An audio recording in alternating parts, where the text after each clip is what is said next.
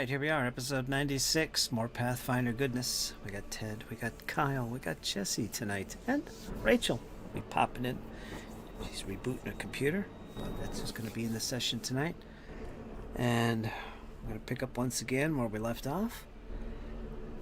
As the characters go deeper and deeper into the gauntlet, the Abomination vaults. And we're going to see what happens next. Alright, let's do our introductions. Learn the details of these players. What's your plan? Thoughts for the evening? Let's start with Kyle. How about you, Kyle? What's up? I'm Kyle. I'll be playing Anorian and Grizzleton, the newest players to the group. He is our assumed human Magus Druid combination. Tall, 6'11", 230. Always wears a hood and a cowl that covers his face. Seems to be a pretty adept at martial weapons and magic. So, yeah, he's kind of tall and sassy and, yeah, very, very sassy. And then, of course, Grizzleton, he's accompanied by this small little cave bear that looks utterly ferocious, really handy in combat. And as far as expectations go, I'm playing with the fam, so it can do whatever it wants to. I'm going to have a blast either way. We'll see if we can get some hard-hitting spells going, and hopefully you don't get too maimed in the process. Sounds good to me. Thanks for that, Kyle. Jesse, you're up. You're playing remotely tonight. Hey guys, I play Val 4, level 8, straight up fighter, two-handed weapon. He loves to cleave things in half with his power attack. And Balfour is getting very, very impatient. And he's ready to start just plowing through everything he sees, and less talk and more killing. So hopefully he doesn't get us in trouble tonight, but we shall see. Excellent. Then we got Ted just joining us. What's going on, Ted? Going on, folks. Ready for another round of fun, mayhem, and hopefully no murder. Playing once again Father Cadwin, Sunforge, the Dwarven Battle Priest, who is here looking to do everything he can to keep the party up and going and dish out a little bit of pain as the need arises. Looking forward to a lot of good fun. Where we left off, we're looking to go into from Rip here. Looks to be an interesting situation. Can't wait to get into it and see what happens. Excellent. Episode 96. It's the 17th. Alright, Kyle, I think you're going to do the recap. Okay. Yes, sir. Go for it. Get an extra hero point. All right. Where we last left off, it was murder. It was madness. It was mayhem. We were gathered around that circular chamber where we had previously left off. We had struck a deal with the cultist leader we had assumed. And at that point, we introduced Anorian and Grizzleton to the scene. Bjorn seemed to know them, or at least Anorian. They had a pretty heated conversation in a language nobody could understand before Bjorn went off and did his thing. And Anorian took the reins and decided we were going to go exploring a bit more up north. That's kind of the one region we haven't been to yet. We went past where we fought those dread will-o'-the-wisps and went up to the top and found a corpse. And it was intriguing enough that Anorian walked over and kicked it, trying to do some investigation, and a bunch of these undead ghouls decided to pop out, and we were having quite a party, and they wanted in on this particular mix, and combat broke out. It was a pretty good fight. There was a lot of creatures. We were kind of playing whack-a-mole there for a minute. Yeah, the bear was involved. Everybody was doing really good. I think Cypher even got some whippy action going on in there. And So we finally were able to finish off that fight, and then a few of us stayed behind to heal the ones that got wounded. And I believe Cypher went and scouted ahead, and came upon a creature that we've kind of seen before, holding some sort of lens. And I believe that's kind of where we left off. Was a lot of good role play last session, a lot of intense role play, a lot of good moments, and yeah. Now we're going to see where the Mayman picks up. How you doing, right? I'm back. So it's good. I was afraid. The thing said, this will take 3 minutes, and I'm like, all right, okay. Restart. I was stuck on like 8% for like 2 of the minutes, and I was like, okay. So this is how it's gonna be tonight. But thankfully, like a minute later, it sped up. It definitely wasn't 3 minutes, but it also didn't take as long as, other reboots have in the past. The dreaded reboot. Yeah. Yeah, there was some sort of update. Yeah, there's some sort of update. It's been a long while since I've been on my computer. I'm so busy with the dog and with the club that the only time I go on my PC nowadays is for Pathfinder on Sundays and Mondays. And when I play video games, I'm like, verifying they're Steam Deck compatible, because this way I can play them in my living room when I'm with the dog. Nice. There you go. Trying to find a way around it. Tell us about your character, Rachel. What you're playing tonight? Are you live? Yeah, we're live. Oh, hey, everybody! What's up? How you doing? Just in time. I thought you were waiting till 6:30, since, we have a small party with us today. Okay, enough about my personal life. I was about to talk about snacks next. But yeah, no, today I'm playing Cypher. She's kind of do her own thing, does what she wants when she wants, tries to disregard the whole party entirely, but she still understands that she would like to make it out alive, and this place has proven very challenging, and she knows she can't do it alone, so she stays with it, despite the new characters that come in and come out. And their own sarcastic remarks. She just brushes it off. You can't fight sarcasm with sarcasm. No, but yeah,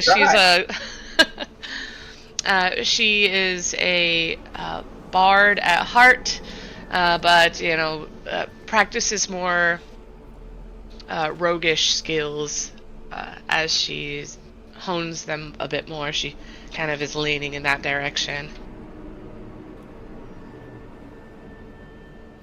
What you got for snacks? Oh, well, see, I was going to go on a whole tangent about snacks, because let me tell you, I had a party on Friday, so we have so many leftover snacks, and so I grabbed a little bit of everything. So I've got these, like, wafer candies called Caplico. They look like an ice cream cone, but it's like a mousse filling. I have my Twizzler bunnies that are cherry flavored. That's right. I have Reese's eggs. It's like a half an egg. It was in like a big box, but I got a couple of those. I've got a Cadbury caramel egg. In case this wasn't enough sugar, a whole Cadbury egg. I have Swedish fish. And I also have the wild berry Skittles. And I have a can of Barks root beer. And I did bring up a spring cheese, but I ate that while my computer was rebooting. And then, of course, I have water to wash all that sugar down. Exactly. Boy, you came prepared tonight. Excellent. Not what I have, though. Because once again, I brought the What do you have? Starburst jelly beans. Not one, but 2 bags. 2 bags tonight. See, you're prepared too. Yeah. prepared for 2 sessions. So keep that in mind as a little hint for next session. I'll probably have some left over. All right, Rachel, you get your hero point. Period. Kyle just did the recap, and Jesse has to bounce at 8, so we're starting a little bit earlier. Oh, I see. And let's get into it. If you guys are ready. I'm game. Let's see where we left off.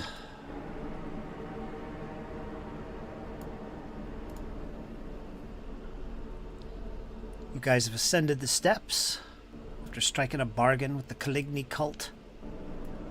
You set up a little safe room down here. They've allowed it. So, yeah, they're very grateful that you helped them out and got those eggs, the Chul eggs, which will allow them safe passage to where you are right now, actually. You've ascended the steps, and you're confronted with luminescent fungus, whispers, shadows dancing on the walls, the sound of water trailing through this cavern. As you peer deeper and deeper into it, you see that you're not alone. There is a creature, kind of nested close to where there's a pool of water, nested amongst the fungus and mushrooms, clutching something in one of its 4 hands. You've seen this creature before. At least some of you did. Cypher, Valifor. This creature is a gug. Horrible aberration. Quite nasty, quite powerful, quite strong. He has no weapons. He doesn't need them. He's got arms, claws, teeth. This one also has something in its hand that looks like some type of lens. I believe I described it as. Let's read. As you enter, 4 small streams flow through this chamber, fed by a dark pond against the west wall. The streams divide the chamber into islands, each covered with lichen, mildew, and mushrooms. Bioluminescent fungi and strange motes of light bathe the place in an eerie illumination, playing off the water to form odd shapes on the cavern's walls like humanoid apparitions gliding through the air. Water flowing along the sides of the islands echoes off the walls in weird ways, like whispers. You can all hear this at this point. Havarex has risen. There is nothing you can do, the overlapping echoes say. The sound is hypnotizing, Cypher, and strangely calming. As you get deeper and deeper, right at the cusp of crossing one of these small streams, Valifor, you were in the lead. You see this creature maybe 15, 20 feet away. It turns as if to acknowledge your presence, but it says nothing. It seems to be cradling, almost purring, as it cradles this strange lens, which is about maybe a 1/2 foot in diameter. And it is a lens of sorts. And I believe it reminded you... Well, no, it wouldn't remind you. Bjorn isn't here. Valifor, it reminded you of a lens you would find in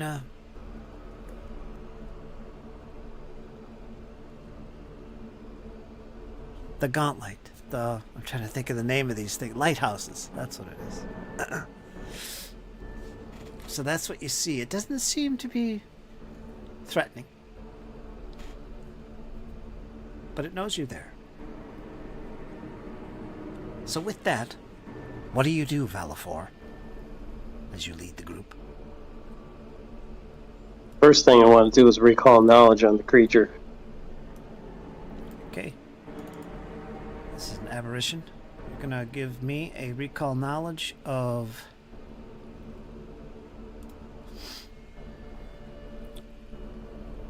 occultism.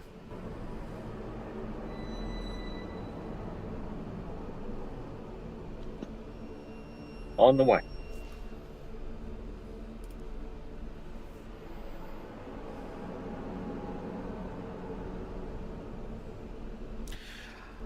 All you recall is what you remember from the last time. This is a gug. And briefly, what a gug is.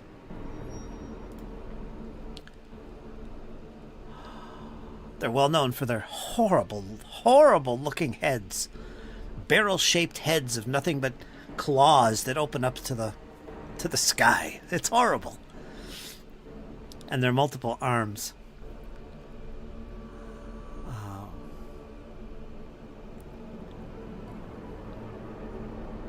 Although Gugs may seem bestial, they have keen and wicked intellects. Gugs lair, typically, far underground, but sometimes come to the surface to hunt during dark nights, either alone or in groups. That's about all you can recall. Nothing special.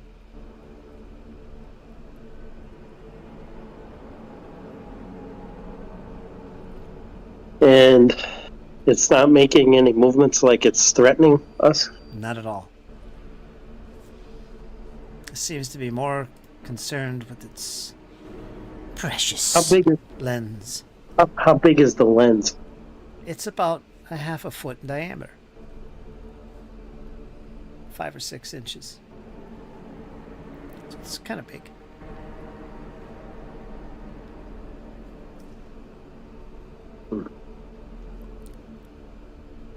What do you think, guys? Do we attack it to get the lens? You can try asking it for the lens. Say, just ask it, what are you doing with this lens? I couldn't help but notice what you're holding. What are you doing with that? Do you speak the language of this creature, Valipore? Well, I do speak I forget what it's called, the Undercommon. Draconic. That's a start. You know the creature before. Have we tried talking to this kind of creature before? Never talked, just immediately attacked. Well, let's not bring that up, just in case. It didn't end well. Yeah, I say just start with that. Alright, in Draconic, I will ask it about the lens.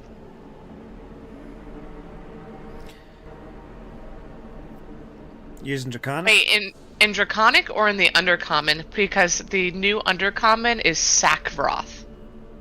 Yeah, he doesn't have access to it. His languages are Common or Draconic. So Okay. somebody else might have to... I could try it in Draconic and see if it reacts. If it doesn't, you guys might have to say something. Yeah. Doesn't pay attention, yeah. Okay, then Honorian can come up and basically ask it about the lens, and Honorian will kind of push past Valipore and in Sackroth. So Greetings, creature. whoever's going to speak from Kedwin will cast guidance on them first. Okay. You step forward and speaking in the undertongue.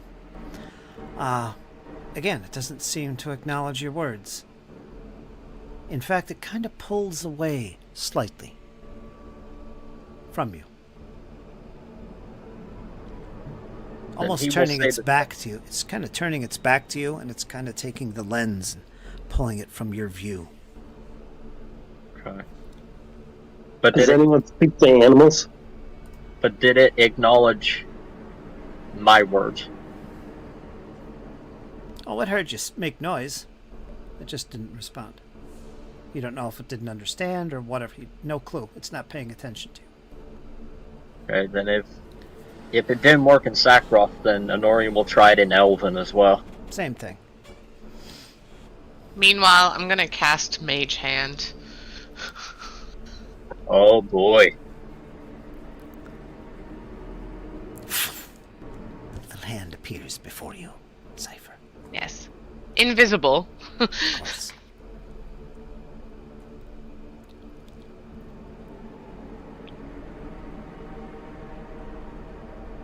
What do you do? Valor grips his axe tightly. Norian draws his warhammer. Poor little Grizzleton starts showing his fangs. It's up to you, Cypher. You got the mage hand out and ready. Now, do we have to fight it? Does it have something we want? It does, but if it's not really acknowledging us...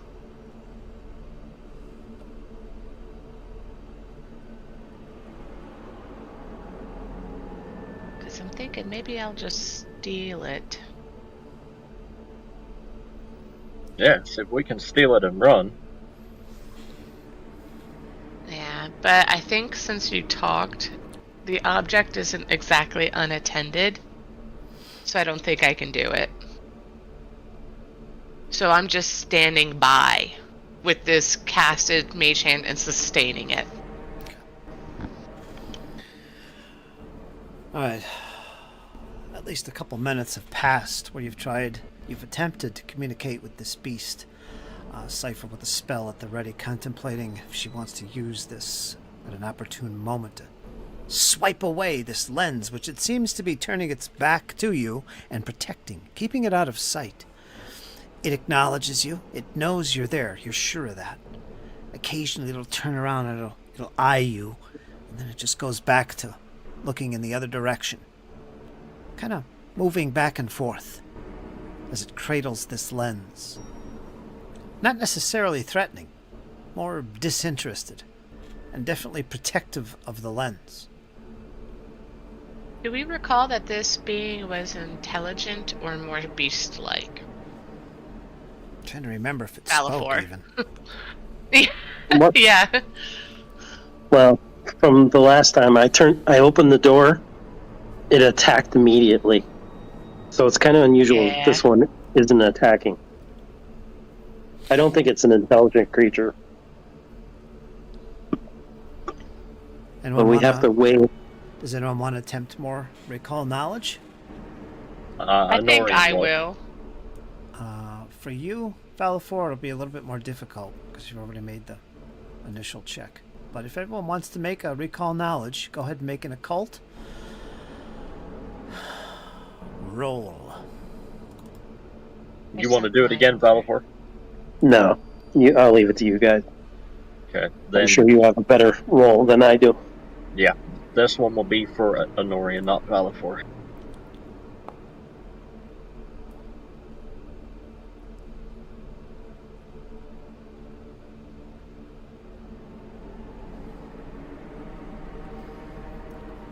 How about you, Dwarf?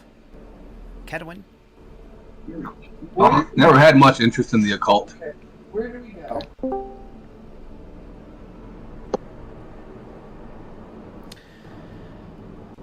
Norian. We'll try and untrain one. So. Okay, go for it.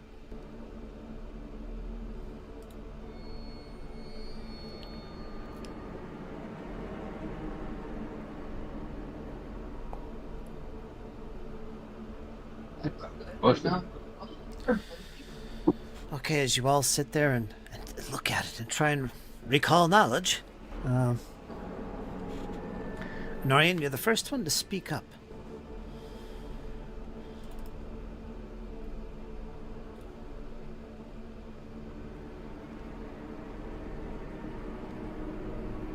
These creatures aren't unintelligent. They've been known to communicate.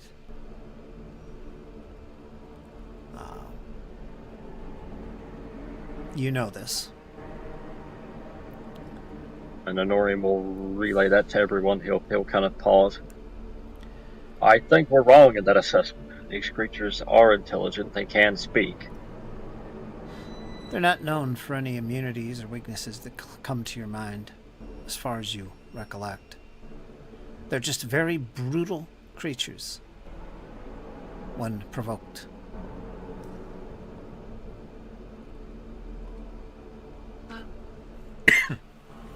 I have a feeling we need this lens for something. Yep, and Norian will relay that to everybody else. He'll kind of look around.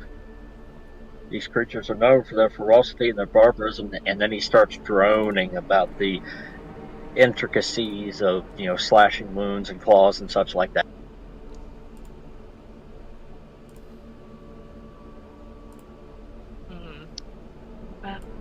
Well, it would be a shame if this thing ran away, but I'm not totally against just killing it where it stands if we think we have the power to do so.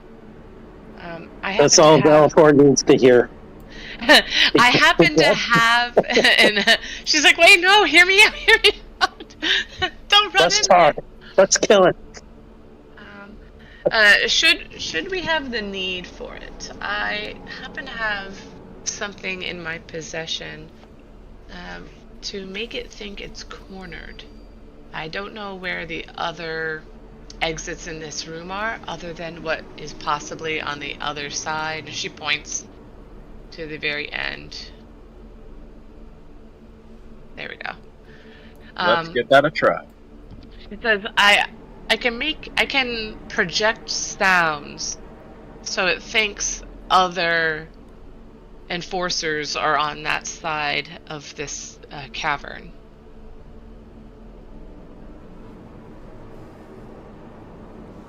Basically, she's saying she can throw her voice and project it at a distance.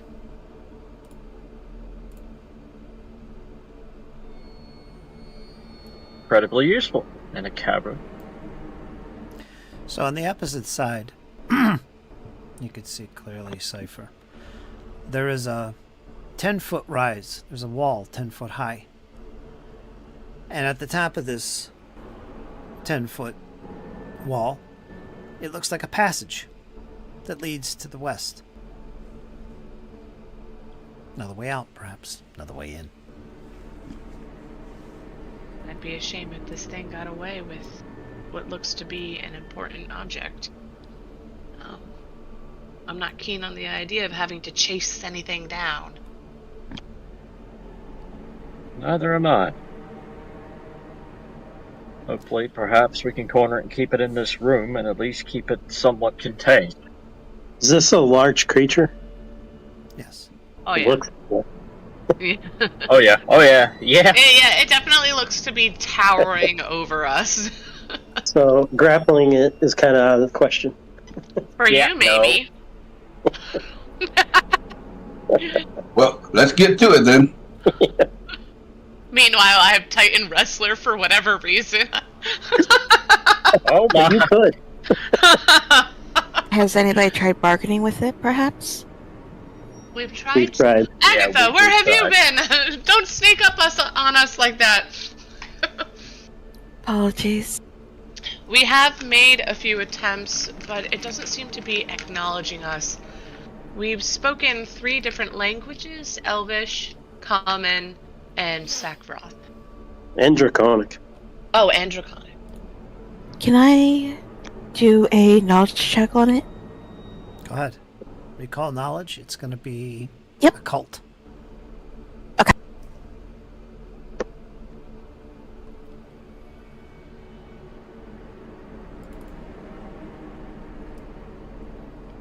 Before we There- spring into action, in case there's nothing else we can find out, I will try to attempt the mage hand action, see if we can do that. But Roll that incoming. doesn't work.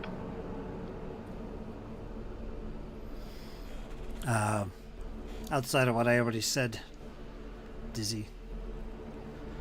Yeah, that's it. So it's a gug. I described it 3 times now. Nothing new. Fill her in, Kyle. They don't have any immunities or weaknesses that we're aware to. They are particularly brutal when provoked. And they're not unintelligent. Yeah, they're not unintelligent. They're pretty smart little critters. And it will attack you before you even get close to it. Pretty much. And that's just from experience. Yep. Mhm. Bjorn will happily tell you he still has the scars. So is Valfor. Gonna mark off some time here. 10 minutes. All right. Are we in agreement then? Everybody brace for battle, and I'll attempt to steal the object and Go for bring it. closer. Let's do it. With my mage hand, of course. I don't know if you heard me explain that earlier, Dizzy, but I was going to use mage hand. Okay. If the creature- I was just gonna say, Agatha was gonna try speaking to it in Necrol, and see if it understands her. Okay. While she does that, I will once again recast mage hand in preparation. Perhaps you can try to convince it to drop the lens. This way I can grab it easily, or more easily. That would be a perfect scenario. Well, she's going to attempt to try and talk to it in Necrol. She's gonna reach into her back and she's gonna pull out one of the amethysts that she took from the chest before and hold it up in front of what she assumes is the face, and see if it might be interested in it. It's got its back to you. Okay. It's avoiding looking at you, but it occasionally turns back to see you. When you speak to it, it doesn't acknowledge you. It seems Okay. more interested in protecting its lens. How deep is this water? It looks like you could wade through it. Doesn't look too deep. Do we really want to risk stepping in the water, though? Because what if more of those creatures are in there?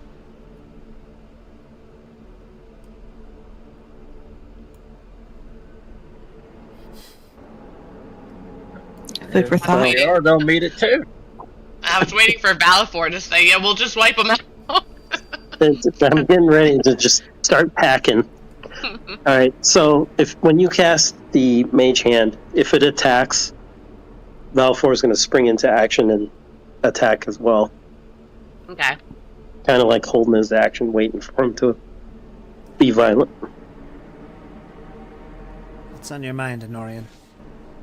What are you thinking? Well, it's not going to attack unless we provoke the attack. So Unless we Forget can about it. communicate with it, which seems unlikely, but yeah, like not it's ignoring totally out every, of the option. yeah, like it's ignoring every word. Like we've thrown 5 different languages at it, and it's completely ignoring us.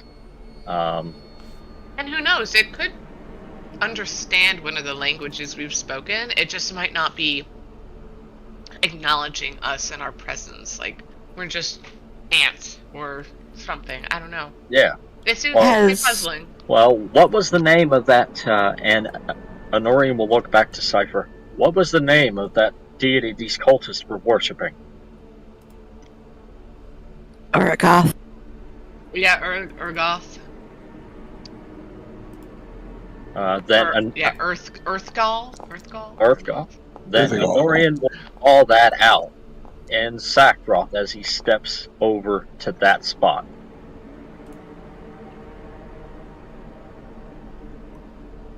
Yeah, we don't know what the deity looks like, other than that it was up ahead or something. Mm-hmm.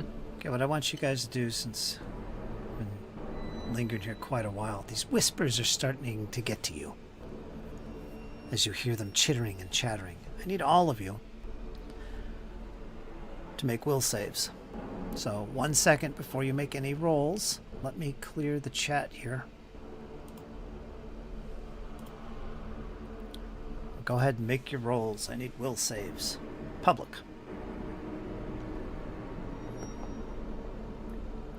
I will hear him point that one.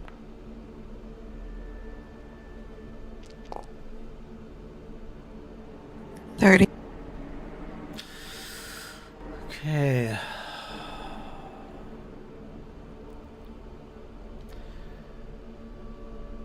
Honorian, you are stupefied.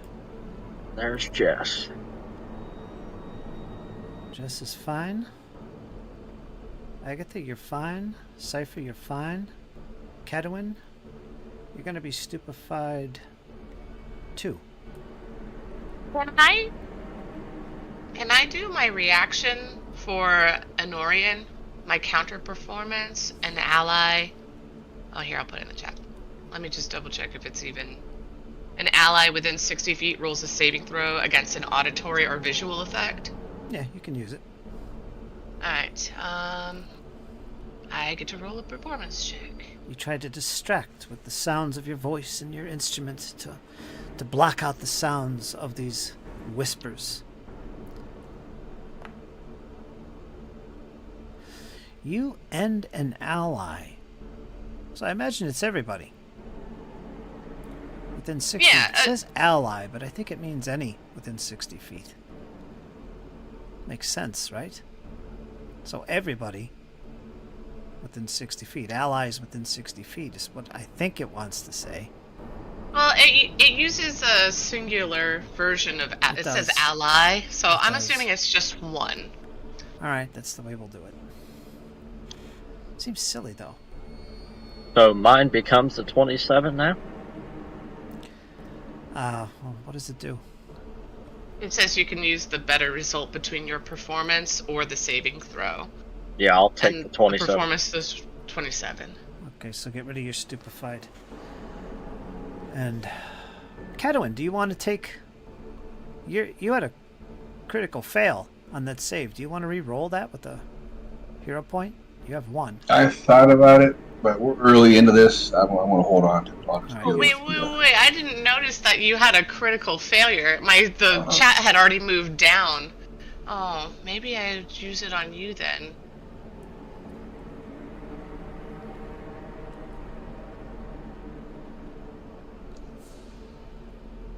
So you're stupefied too.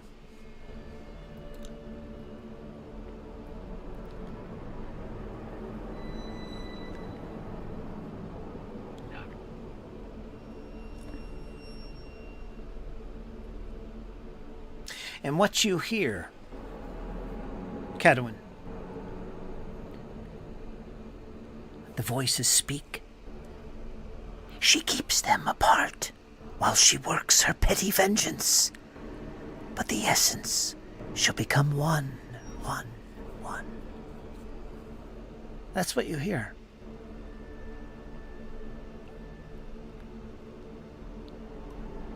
You also hear this, Cadwin. The lenses. She knows the secrets of the lenses. 3 are within reach, 1 very close. The other lost to Yadarius.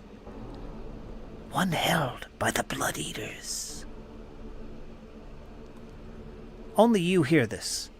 The others hear the typical gibberish you've been hearing.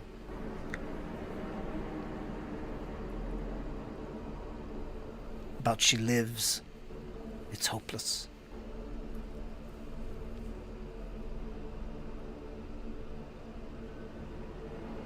So you'd have to openly share this information, Dwarf, or you keep it to yourself. Choice is yours. He'll start muttering out loud, basically repeating what he's hearing, what the whispers are saying. The lenses. Must have those lenses. There are 3 nearby. 3. Let's get them now.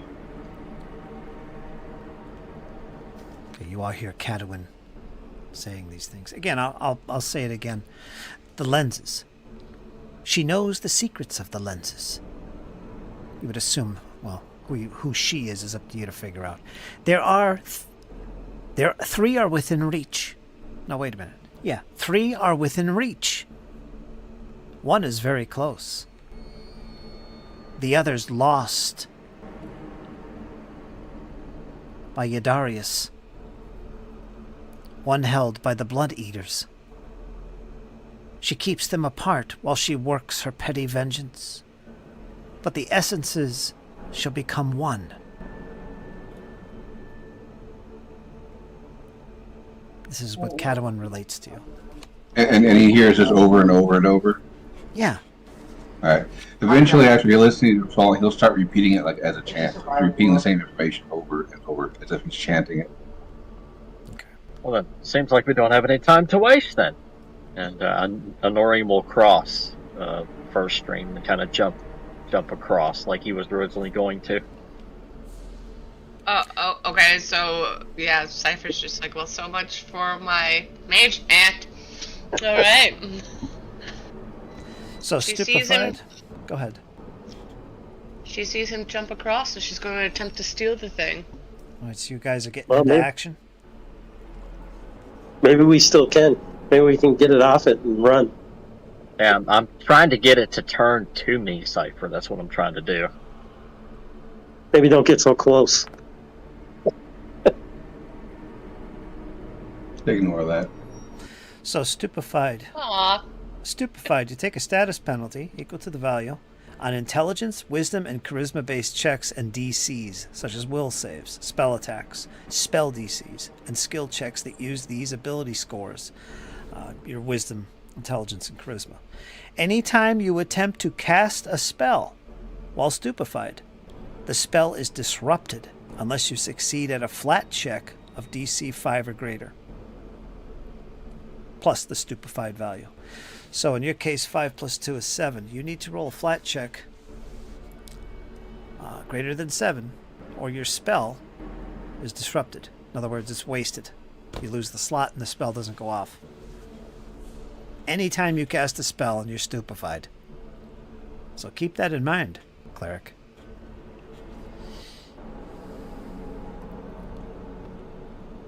Alright, let's get back to Honorian.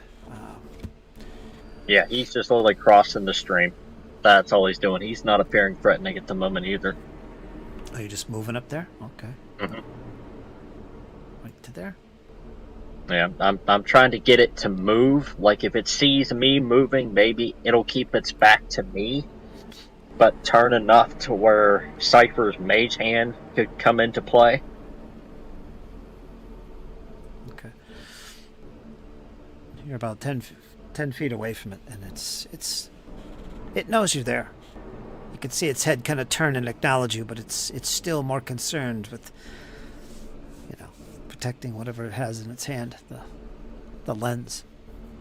It still has its back to you.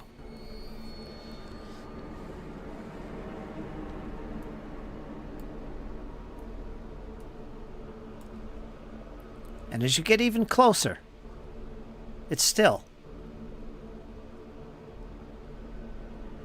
It still has its back to everybody else, but it's not really attacking. It's not attacking. Nothing like that. You're right next to it at this stage. It's paying you no mind. Well then. Honorian I will have a look feeling at it's- Cypher. As soon as we take that lens, it's going to attack. Mm-hmm. Honorian will look to Cypher and kind of motion her up.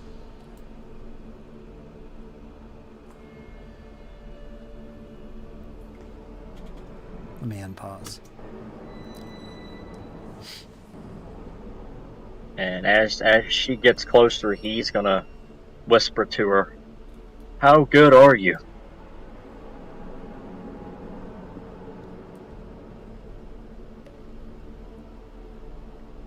What do you mean, how good am I and what? Reacquiring things. As good as any. I would like, or Cypher would like, to pick a mushroom. One that is close to her. Probably the same size as the lens itself. You said 5 inches diameter? Can I find a mushroom the same size? They look fairly big on the map. Okay. Blink. You found one. Blink. It's a little red one. It's glowing. The mage hand's gonna go away. She's not keeping that up. I'm just gonna cast invisibility on myself. Okay.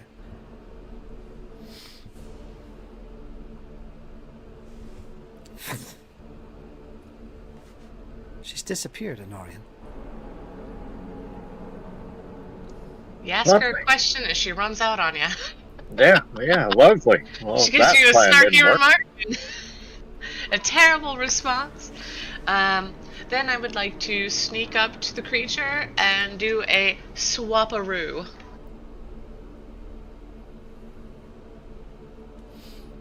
And as she's going by, Honorian can just hear the whispers of Cypher saying, "Distract him." And Honorian will. He'll continue to try to speak to it in sackcloth, trying to, And try then to she's like, urge from a conversation. distance, out of range distraction. No, that's not, Her voice sounds exasperated, just like, come on. Yeah, no. Honorian wouldn't move because he's heard her now, and, he kind of knows these creatures are relatively brutal, so he'll kind of jump back across the stream, but he won't move any further.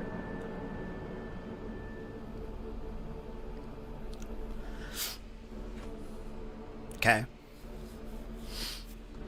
So let me know what you'd like me to roll, because the idea is to, while it's distracted, sneak, get over there, swap the mushroom for the lens, and then sneak back.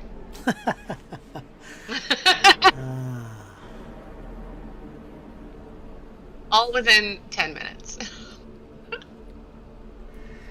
So you want to swap the mushroom for the lens while he's distracted. Yeah. Who is distracting him? What is the distraction? Honorian's talking to it. Even though it's paying no attention. Yeah. Okay. Yeah, he's kind of talking to it and kind of tapping his warhammer against his shield to make like an auditory kind of distraction as well. Okay. Maybe like pick some mushrooms and throw it in. Mm-hmm. Yeah, I was thinking that. Balfour's going to grab some mushrooms and start tossing them in the water behind the creature, so it makes fly. Splash. All right, so there's plenty of noise. Not necessarily distracting him, but definitely covering up any other noise that might be going on. So I'm definitely going to use some die rolls here because it's fun. Could I try something? Whatever you want, Dizzy. What is Agatha doing? Agatha's gonna think for a few seconds. She's gonna look at her companion, look at the creature, look back at her companion, and then kind of like with a few gestures to it, she's gonna put her familiar down and motion for it to go to the creature and see if her companion can get it to telepathically talk to it. So when you say companion, you're talking about your familiar. Mm-hmm. As it has touch telepathy. You're going to try and use it to communicate with the creature. Mm-hmm. All right. Spidey makes his way over, descending from your arm onto the ground, maybe onto the wall. It starts to move quickly along the wall, above the water, where it could get to the creature. Who's faster, me or the creature? If it also has the speech ability, I don't think it does it?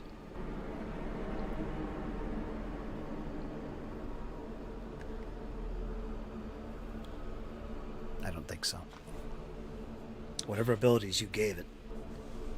The spider's a little... Well, what's this? Well, it doesn't matter. It's on its way to the creature. Cypher, you make your move. It seems distracted, has its back to you. You begin to carefully move to the other side of the creature, where it seems most likely to be not paying attention. Now,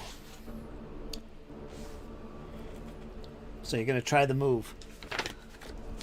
Okay. This can go either one or two ways. No need to create a diversion. Where is it? thievery, isn't it? Thievery? Skill? Or stealth? I want to say thievery. Palm an object? Yeah, I think that's thievery as well. It'll be against the perception DC of the creature. Alright, so you'll use palm an object in this case. And it will be against the creature's perception. There's a lot of noise, but yet it is very focused on this lens. So how much of a distraction? Hard to say. Neither, regardless, it's going to be a very difficult task for you to do this. And as you look down, it's one of 4 arms is clinging to this thing. All right, it's gripping it pretty tight. It's not like tucked in a pocket or hanging from a belt. This thing is actively holding on to this lens. It's going to be very, very difficult. You still want to attempt it? Well, I'm feeling pretty, like, Cypher's feeling pretty good about it. She's invisible. She knows she's quick-footed.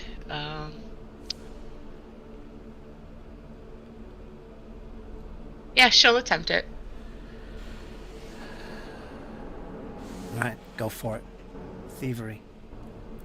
If you have any guidance on you, that might help. The DC is going to be 39. Oh, well, maybe I will use a hero point to get... Wow. Well, that doesn't necessarily mean it sees me because I'm invisible. It just notices I'm palming... The object is being lifted away. So I'm not going to use a hero point. I'm going to save that for later. Because the failure just means that it notices the object is moving and being taken. He just doesn't know by what. It definitely notices something is afoot. And it looks confused. Quickly whips around to the right and back to the left. It sees Anori and it hears the noise. It's getting a little bit agitated. Its grip tightens on this lens. It doesn't seem to see you, however, Cypher. I'll just do it now. Hold on, let me find it in my inventory here.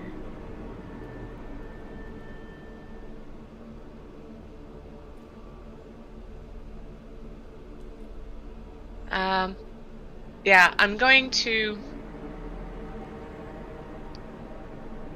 use my ventriloquist ring to throw my voice so it doesn't detect that the voice is coming from right next to it, but perhaps on the other side here. And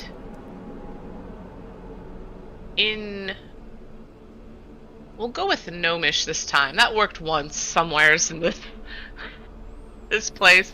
I'm gonna try gnomish. If not, then dwarven. Those are the only other 2 that I have that we haven't tried yet. Like every other word she'll do in one or the other. But she will say, why do you hold on to the lens? Doesn't acknowledge. But what it does do, with all this noise around it and voices coming,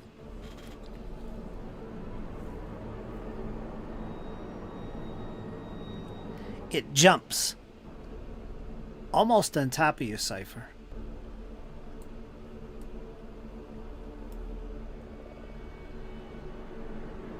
It backs itself against the wall. And at this point you can see that the creature is looking at you. Like it's concerned. If it could speak, it would probably say, "Leave me alone, this is mine." That's what you sense. Spidey, you've made your way to the wall and see the opportunity to jump down on this creature's back, thus touching the creature. maybe you see this Cypher. Spidey, the little white spider. He's not too small. A few inches. He's kind of big. It would scare you at night. But anyway, you see it land on the creature and begin to pause.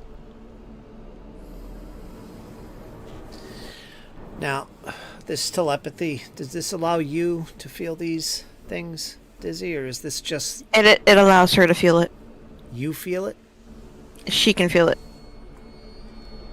Where is this thing again? If I believe, let me double check real quick. Your familiar can telepathically communicate with you via touch. So if it's touching you, it could communicate with you. So this is really... It's... Has Victoria can telepathic communicate via With touch you. with any creature. with you. It has to touch you to communicate with you. It doesn't apply to any other creature. Oh, okay, I read that wrong. Alright, so So it Spider's doesn't- just hanging out. Yeah, it doesn't affect her. No. So maybe Spidey's communicating with the creature. Who knows? Exactly. You don't know what it's saying. Hey, what's up? I don't know. How are you doing? Pretty good. How's the wife? Pretty good. All in feelings and emotions. Kind of like the way women communicate. Same thing. Anyway. Let's move on here. They got a regular gibber jabber session going on there. Alright, so that's the situation. You almost got crushed by this creature bouncing up against the walls, Cypher. You're right in there with it. It's looking crazy. What did the rest of you do? It's still clutching tightly to this thing, and probably even more so now. It's looking concerned. Something tried to take it from it. So... Hope you're all prepared. Nori me- will jump back over.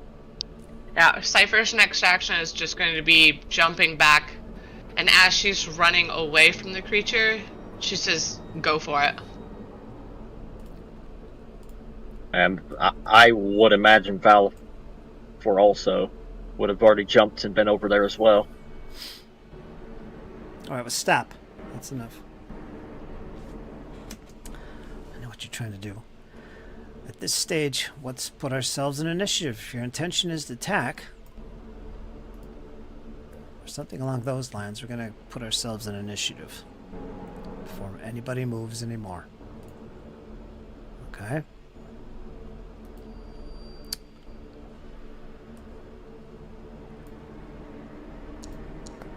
Because it will react when it sees more than one of you closing in on it.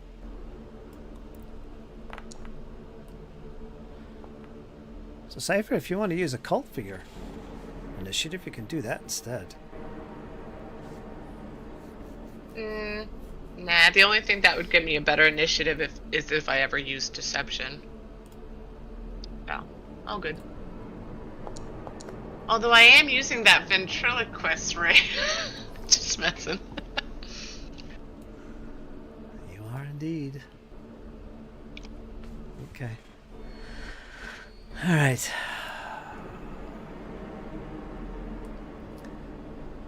As Valafor begins to step forward, the creature takes action.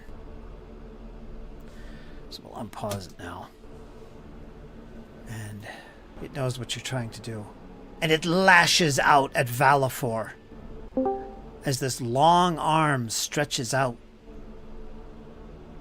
towards him.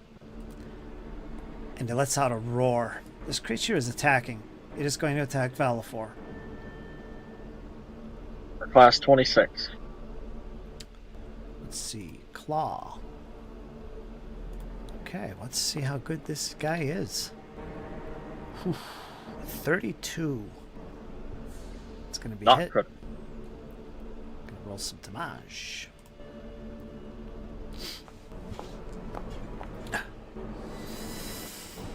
$25 points of slashing damage.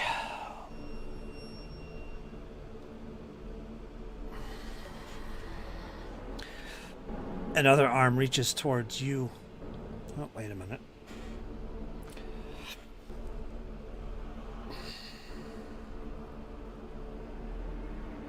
I'm back, by the way. Lost service there. What's up? Welcome back. You're getting Tried attacked. Yeah, we I tried see that. everything to get this damn lens, and we can't do it. So I see I just got whacked. yeah, It's going to attack Valafor a second time. This will be its second attack. Claws are tearing into Valafor as he gets running towards closer and closer. What's his armor class? 26. This is a critical hit. Oh, God. Jesus. This is going to be 48 points of slashing damage.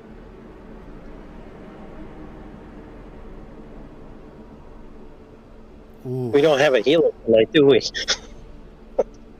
Kind of. We kind of have two. With its third and final action, it is going to rend Valafor. And all it is, it's no attack roll. It's just damage. Fuck. So Well, I'm dead. the good thing with this is you won't get a critical success. So it won't put you to dying too. But it will definitely put you to dying. So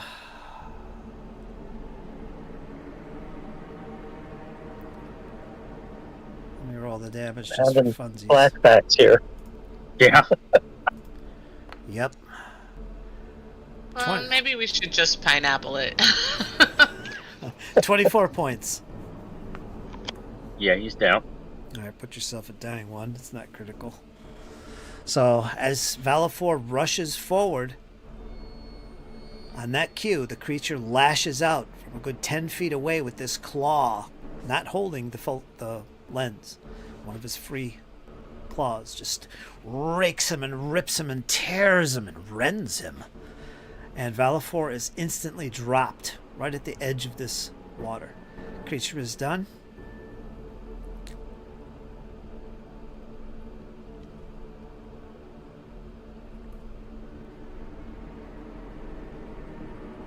Pineapple, pineapple, pineapple. Why is Valafor ahead of the creature? What happened here? I think it automatically moved the Yeah. initiative. Oh, He's that's what it dying, is. so it probably automatically moved him. That threw me off. Yeah. Cypher, you're up. You're kidding. Oh, we rolled terrible initiatives if I'm up. Yeah. I got, what, 26? That's not that great. Alright, I was looking through my spell list. I need more time. Perhaps I'll delay. Yeah, I'm gonna delay. Okay, I'll make you invisible in the tracker. It's a little reminder. And we'll move on to Anorian. Let's see how well this is gonna go. I'm going to spell strike with shocking grasp.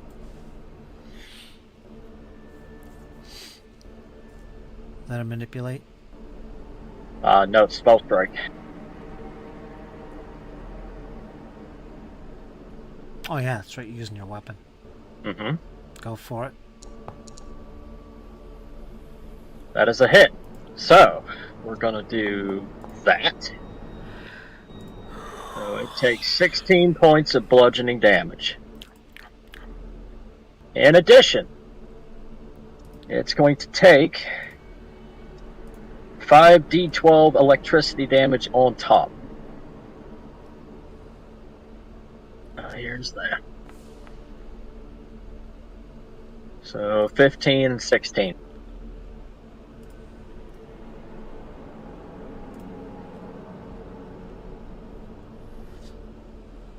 It writhes in pain.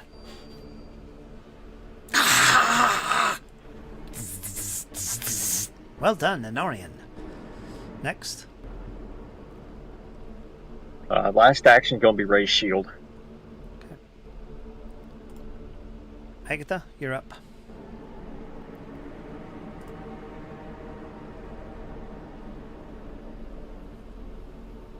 She's going to look at the creature. With an arm outstretched, she's going to attempt to cast fear on it. Okay, go ahead.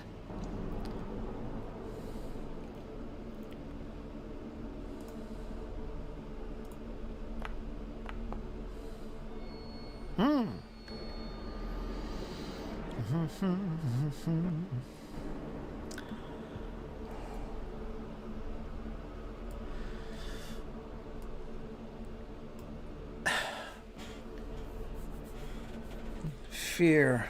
Let me see. Fear.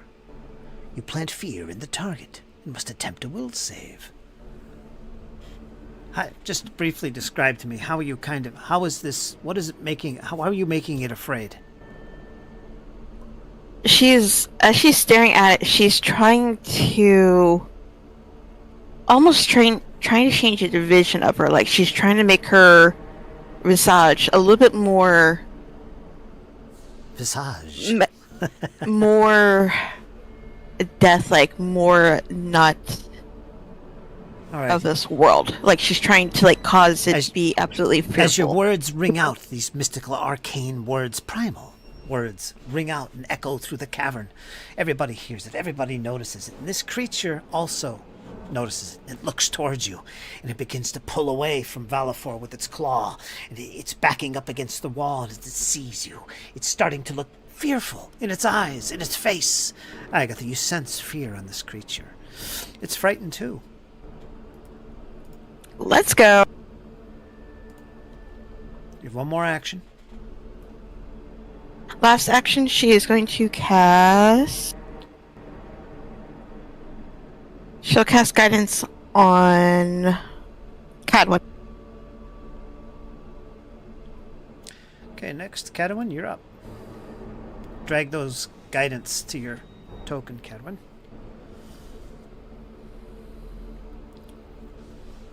Seeing Valafor go down, knowing that this is not the time for the fighter to be taking any kind of a nap, whether it's a dirt nap or otherwise, Cadwin is going to attempt to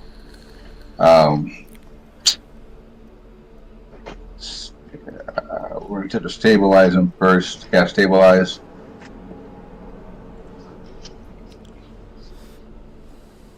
And then see about it. Okay, you lose the dying condition. Well, not yet. I have to do my Remains flat check unconscious first. at 0. So you're basically I have to do- stabilized. I have to do my flat check first. Oh. Or am I stupefied? That's right. 7 or greater. It doesn't go off. Spell does Actually, I not tell go you, off. I will hero point this one because it is worth Okay. it. Okay.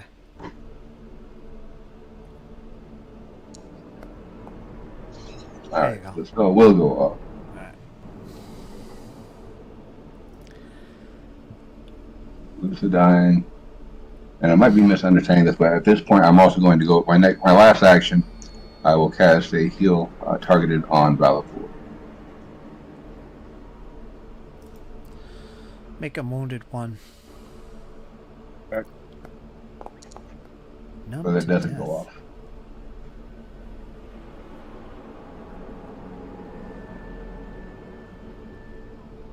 So, it didn't go off? No, it did not go off. Alright, so you lose the action. You lose the spell is used.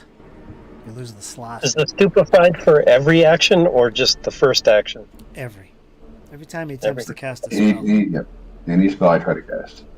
Yeah, it just kind of cripples spellcasters. Just like how Enfeebled does for fighters sometimes. Gotcha.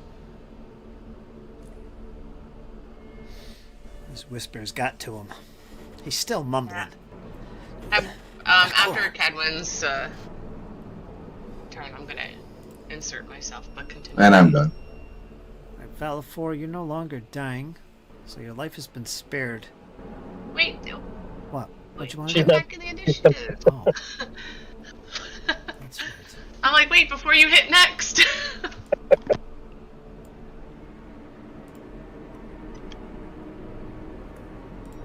Here at the end. I'm invisible, I get it. You didn't see me there. Well, I had a plan, but dang, yeah. Very outright. Cypher just says pineapple. And Honorian, I know you're not familiar with that, but we need to get the f out of here. And she's going to cast Soothe on Valafor, just to get him up and able.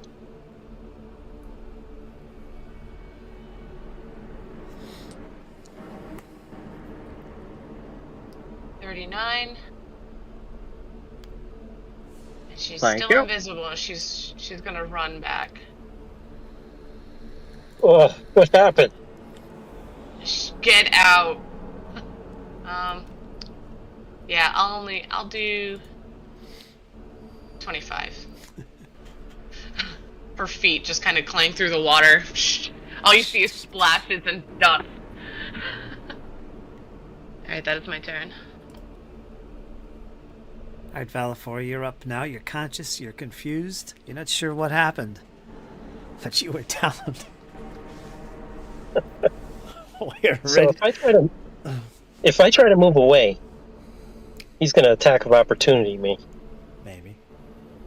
Maybe. Well, if you remember that from the last time fighting, maybe Valafor would be smart enough to step away out of range. Yeah, Oh, yeah, 5 foot step. Yeah, Valfor's going to make a 5 foot step. Gotta be careful walking around these mushrooms, you know? You have to Yeah, stand, they're kind of being slippery. stand up first. And that's a Okay, I'll manipulate. stand up. That's a manipulate. He Okay. could attack you right now. Or that's a movement. He could attack you right now. But he's not. Okay. It's like As a I'm bit of- standing up, I'm going to grab my axe, too. I'm not leaving it behind. Right, that's a manipulate. Okay. All right, and then I'll 5 foot step away. Okay. It seems preoccupied with the fear that it seems to be suffering from.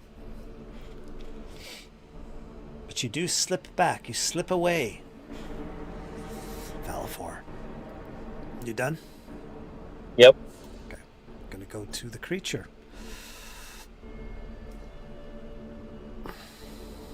Actually, it used its reactive strike already. Now it refreshes. Now it refreshes.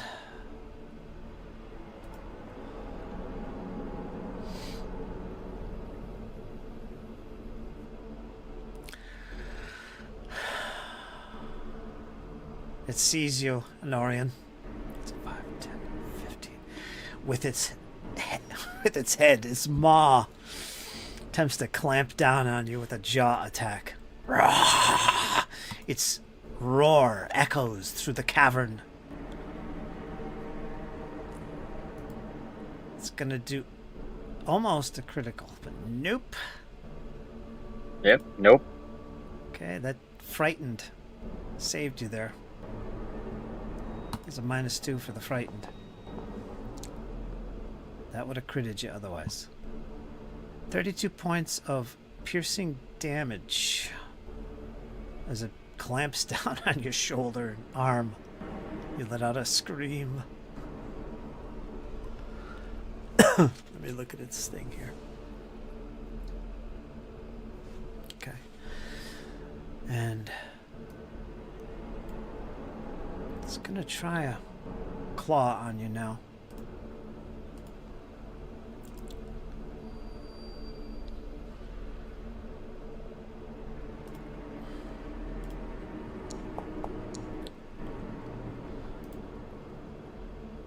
It's a normal hit. You're gonna take 24 slashing, and it's gonna step across the stream to get to the other side. It's its final action. Anorian, you're up. Okay, I'm gonna take a 5 foot step back. Kind of hopping across again. And Okay, as you do, it uses its reactive on strike. 5 foot step. Oh, sorry, God. It sees you backing away. Yeah, on a 5 foot step, and then I'm gonna leave. Yeah, we'll just leave. I'll spend. Yeah. Get to there. Okay, as you pull away, it reactive strikes you. It's got a 15-foot range. I 5-foot stepped out of there. Where were you? You were still in range. Right here. Yeah, and then I used a 5-foot step to back out. Hold on. This is where you were, right? Mm-hmm. You're 15 feet away. You'll have to make another 5-foot step. Yeah. Oh, okay, well then, I can make another 5-foot step, and that'll still give me one action to move out.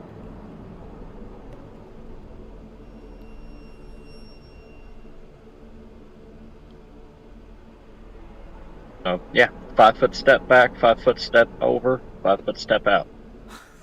Okay, you're done. Yep.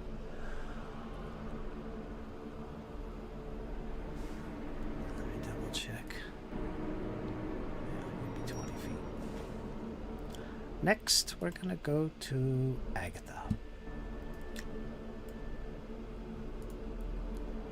Seeing how the creature is backing away from the group, but also remembering how it laid into one of her companions. As the group is watching her, they start to see this kind of sickly green start to drip down from one of her hands, and it almost looks like her skin is beginning to melt as she stretches out that hand even further as she pointed for fear. And she's going to attempt to cast... Let me pull it up here. She's going to cast Acid Grip.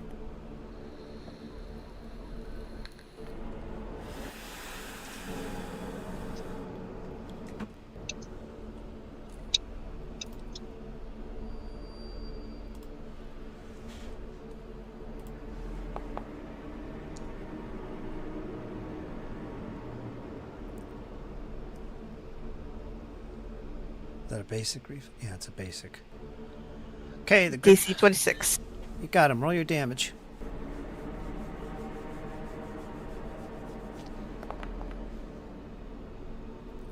$14 points of acid damage. Okay.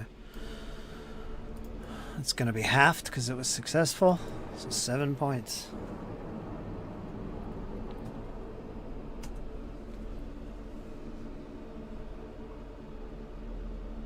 Alright, let's see. One more action. Is that it? Last action, she is going to move 5 feet back. Okay, we're going to go to Cadwin. Oops. Hold on. We're still in round 2. Cadwin is shaking his head, trying to clear out the cobwebs, trying to getting those whispers to stop distracting him. We're off to a bad start. He's gonna see if we can't get these fighters backed up where they need to be. So he's going to attempt to cast a heal spell again. Why is Vala 4 glowing? He's standing on top of the mushroom. Yeah, he's staying on top of the mushroom. Is that what it is? But It's this the light's fella's gonna reflecting fail. off his armor. Yeah. Changes. That's why he looks like he's glowing ethereal. Sorry, Cadwin. He tries to cast a spell, but it doesn't go off. Oh, jeez. Just can't clear those voices out of his head. The flat checks. You lose the spell slot, too. The spell is no longer prepared. I wish there was something I could do to help. I know. I'm trying to think how to get rid of it, but I don't know how. Can't see how.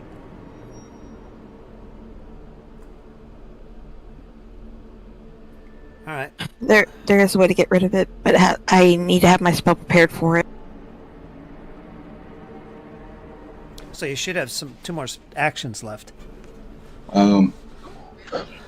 Because the heal, the level I was going to use was going to be a 3-action spell, but it didn't go off at all. So, if you'll still allow it, then he's going to try to do battle medicine on Vala 4 Okay. and Go for it. Anorian. Because I have. Each one is an action. That's why I do it on both, and you do it with assurance. So they'll take 2d8 plus 10 healing. That won't take away the wounded condition from Valifor. He still has that. So Valifor gets 10.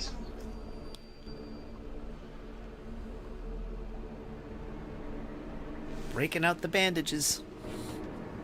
Hold still, you human. You're so big. And Annoying gets 14. Okay. Thank you. You're done. We're going to move on to Cypher. Still invisible.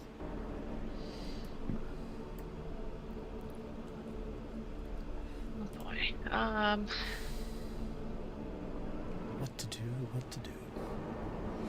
Yeah, this guy looks pretty intimidating just on his own. Regardless of how many arms he has. Just the big face, one would say. As the rest of her teammates are retreating, she's just going to, just in case, cast Courageous Anthem. Like, it doesn't hurt to just have that additional buff. And then I'm going to actually cast a spell. And this is like a real shot in the dark. Especially because he's so tough looking. We'll give this a shot. So it'll make a will save.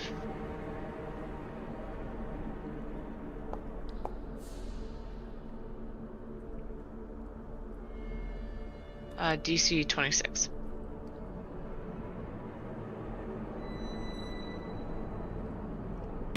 Alright, as this image appears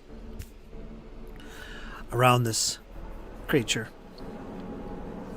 this shadow, it seems totally unaffected by it. So, had a critical success. Go figure. That's my turn.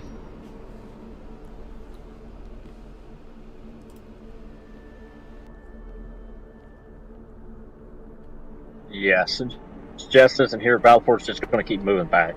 He's going to get across, and that'll be it.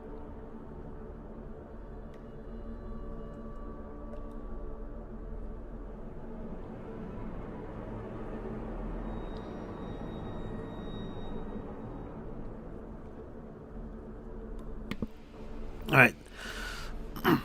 Creature sees you pulling away now, withdrawing. It's quite content to remain where it is and doesn't come after you. Anoran, you're next. Fireball. Okay. Here it comes. I need it to make a reflex save. It's a basic reflex. Roll your damage.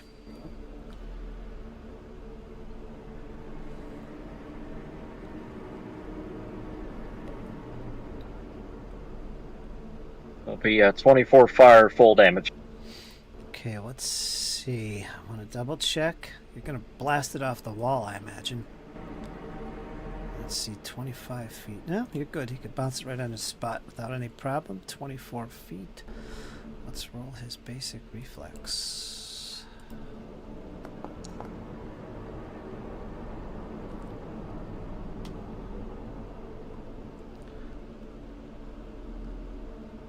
How much did you do? 24? 24. You see it dodge back and forth, protecting the lens that it's holding at the same time. It's only going to take 12 points of damage from the explosion fire. As it just engulfs the whole area with fireballs. Yep. And then last action, I'm going to move out. Okay. Go to Agatha. Alright.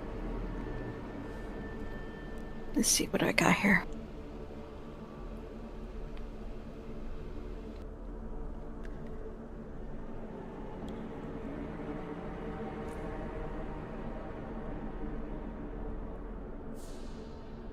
It's probably what well over past 30 feet.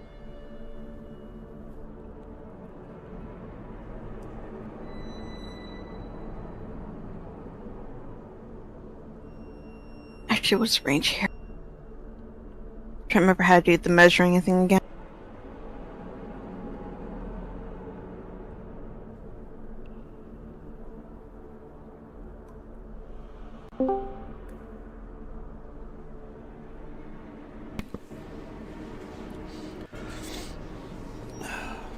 $45 feet. Alright, yes, but well without a range. Okay. Mendez. Trying to think what I can do here. When in doubt, do without. Don't worry about it. Just take a step back. Everyone seems to be pulling away now. Conserve your spells. She's going to do double slashing gusts at it. Oh boy. It's a cantrip. God. And the range is 60 feet. Okay. Make your attack roll. Your arms cross and come down at the same time. You speak 36. Primal words. 36. Ouch. That's going to be a normal hit. So roll damage. 13 points of damage. Is that it? Critical does bleed damage too. Okay, so 13 points. Alright. Well done. You're done. We're going to go to Catawin.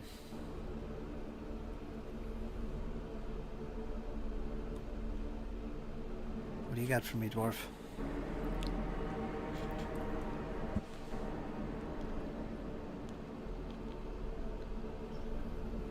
He's kind of watching You the took everything, creature man. and seeing that it's not pressing the attack, that's actually staying back away. Makes him curious. Not having much luck. The whispers just keep distracting him. He can't seem to focus enough to get these spells to work. But this is it's vital that he gets his companions back on their feet. He's gonna try to cast heal again. Says a prayer to Trud. Ask him, please give me your guidance, give me your strength, help my companions. How many slots? This is gonna be 3 action 1. Alright. Need 7 or greater.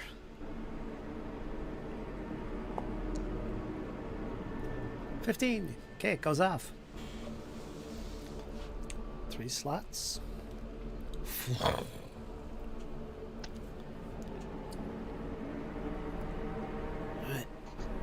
Doesn't affect him. Everybody else is going to feel this wave of positive energy emanate from the dwarf. Good. Good job.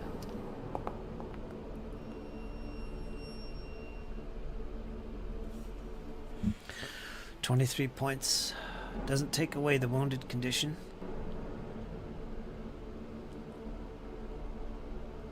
Okay. Excellent. Well done. That'll be it. Okay, we're going to go to Cypher.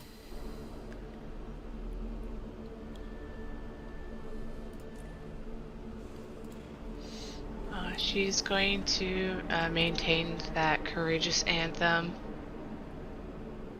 so we can reapply that to our tokens. And another attempt will be made to do anything to this guy.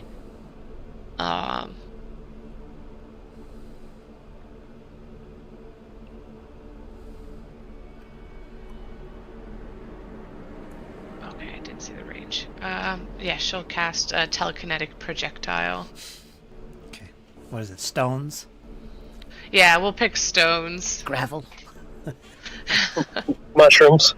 Mushrooms? Literally. Mushrooms are too soft. No, she wants like a nice hefty rock. Yeah, we're gonna have to pick this fight at range, guys. 33. 33 is going to hit. Normal. 13. Clobber him with it. Knock a tooth out. One of them teeth Well, maybe goes not at flying. 13. All right.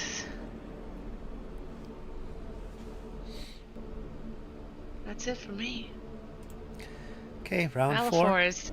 Is there anything you can do from afar?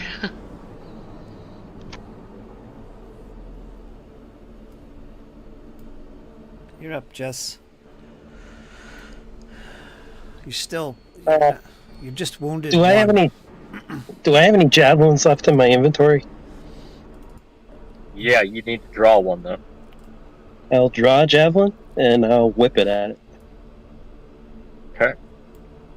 What's the first range increment on that? First range increment is 20 feet. All right, so he's gonna have a.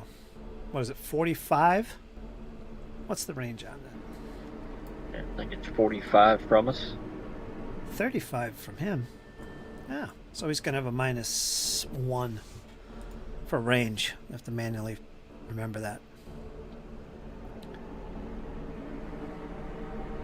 For being above 20.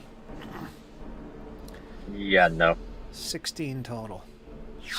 Not enough. So get rid of javelin as it shatters against the wall. Didn't mean to Well, do that's that. it for my ranged.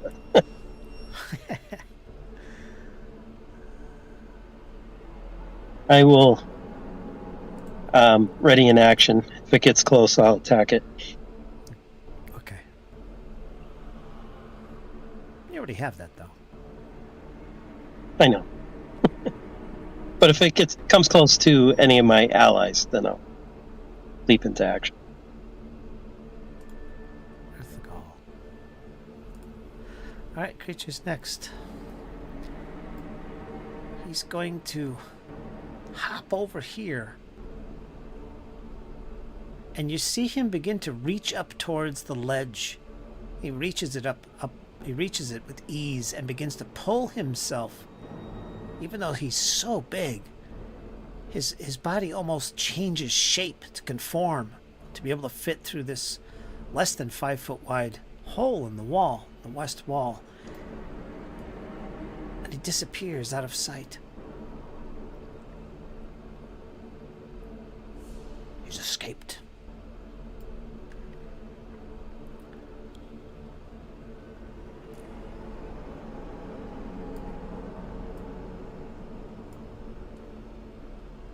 Okay, he's done. Norian, we're still in rounds. I want to know what you guys are going to do. So you're up, Norian. Yeah, Norian's gonna run over. Hey, can I see it from there? Wonder. 10 feet up, right? Mm-hmm.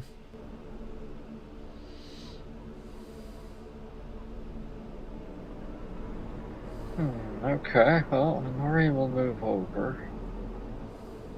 There.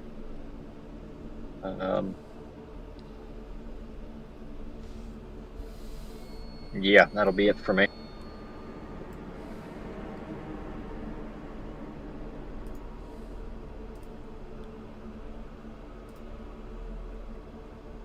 Okay, we're going to go to Agatha.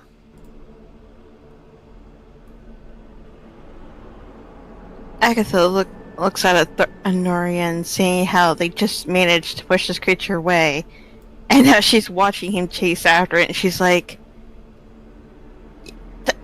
did people not have any brains for once or something? And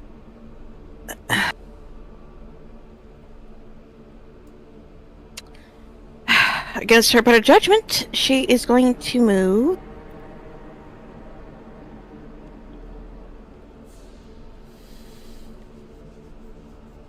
She's gonna move up to here. And then, you know, what the hell? Why not? Move another 5 feet, and that'll be the end of her turn. Okay, Catawin. Head between me. Catawin's still kind of turn the whispers that he hears in his head. And even though he's not compulsively go after it, he knows they're important. We have to get those lenses, last. We have to get those lenses. They are important. If nothing else, to keep them away from her.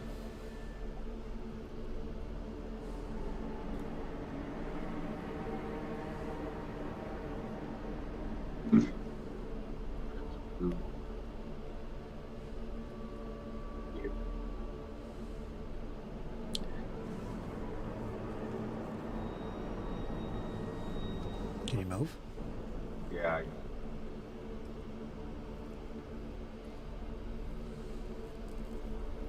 Okay, that wall right in front of you, dwarf, is Cadwin. That's you'll have to climb that. It's only 10 feet, so it's a single check. If you want to go up there where he disappeared, this is for everybody's knowledge. You have to make a climb check to go up there. It's only 10 Yeah, feet. he'll go ahead and climb that. Okay, athletics check. Or try to. Athletics.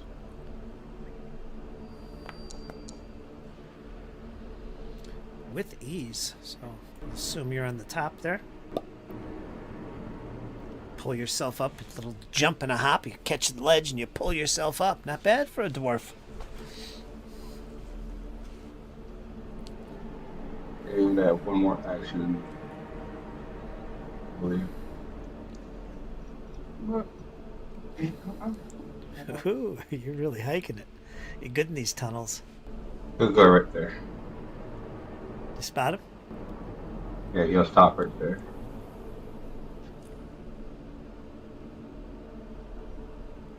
Okay, next. Gonna go to Cypher.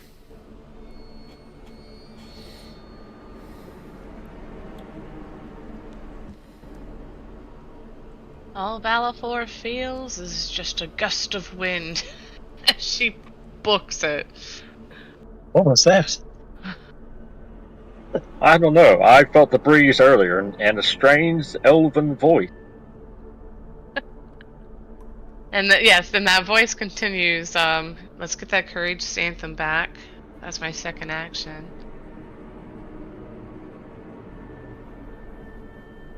And I don't normally cast this, but because, right now she can't see anything, just in case, we'll get shield. That's my turn.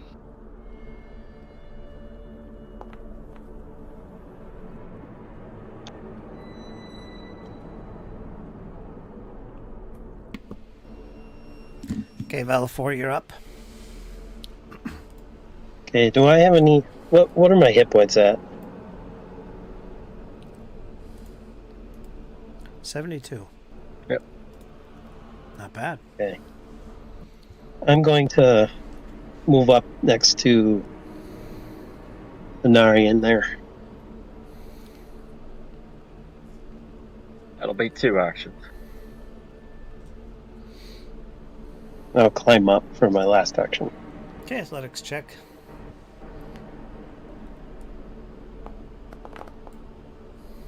$32. No problem. Pull Same as yourself the dwarf. You pull yourself up to the edge. You're done.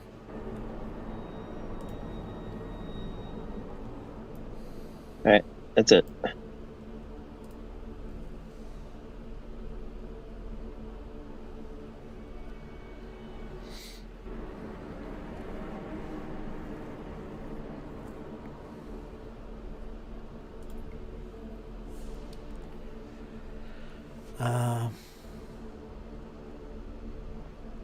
Okay.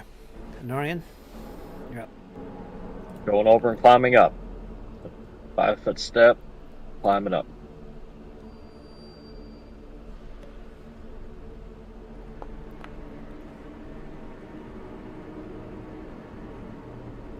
Okay, no problem. You're up there in the square with Valafor.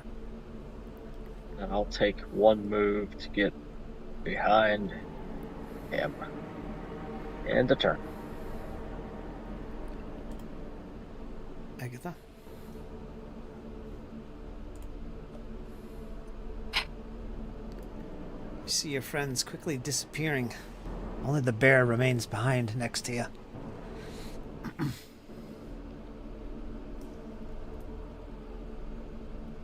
How heavy is the bear? Small. Can she carry it? Is he small size? Yeah. My spot's small. How heavy Then do you think he she'll- is? Oh, he'd probably be a good 80, 90 pound.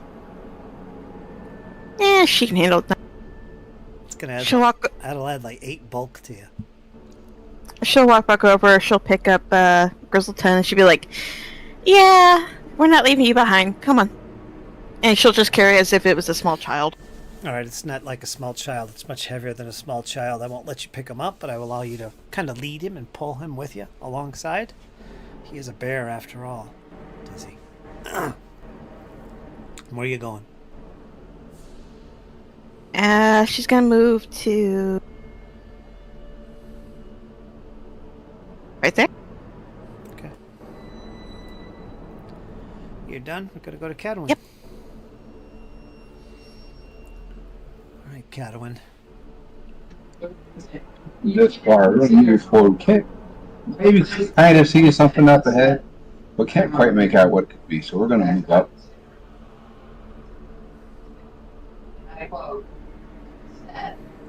To the edge here. Oh.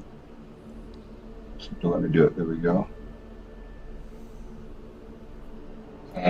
Let's make the deal. No, really, It's got what we need. We need to get that phone up to it, and I will take a swing at it. Okay, you spot it. He's right on the other side, about 10 feet. You cross this. 10 feet away on this. It looks like the pillar that you saw from below, near the shoreline. There was this pillar that just stuck up out of the water with a cage sitting atop it. This is where you are right now. And you rush across this little 5-foot wide passageway to get to this pillar where he's standing. You're on this ledge now, this 5-foot wide ledge, when you engage this creature. So you're now locked in combat with him. Make your attack.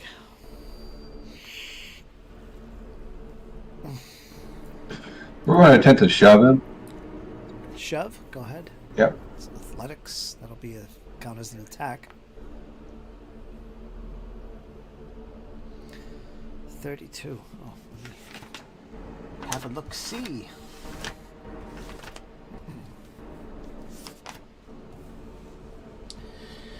Fortitude DC. All right. Wow, how do you like that? You are successful. You push the creature 5 feet. You can stride after it if you want. So you did actually lunge into this guy. He'll move back 5 feet. Which direction would you like him to go? We'll go 5 feet back. Straight back. This way? Or do you want to try and push him? I'll allow you to kind of push him this way as well. We'll do that. Push him towards the edge. All right, would you like to follow up? You could. I'll He let you will. go in this square. Right He will. there. That makes sense to me. So he's right on the ledge. Because he's so big, he's still on the ledge. You didn't push him completely off. Nice try. You surprised him coming across so quick, dwarf. You shout And we'll- anything to your friends? Cadwin will be calling out. He's here. He's here with the lens. Come. He's here. And I'll lash at him with a strike of the hammer. Okay. Give yourself a hero point, Cadwin, as well.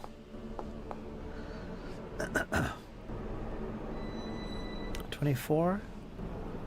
That is a miss. But you do have a hero point I just gave you. Well done. We'll use it. We'll use it. Okay. Try that again.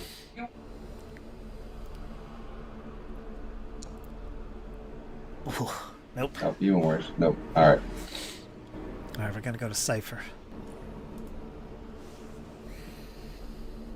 Yeah, she's just like, where the heck is everybody going?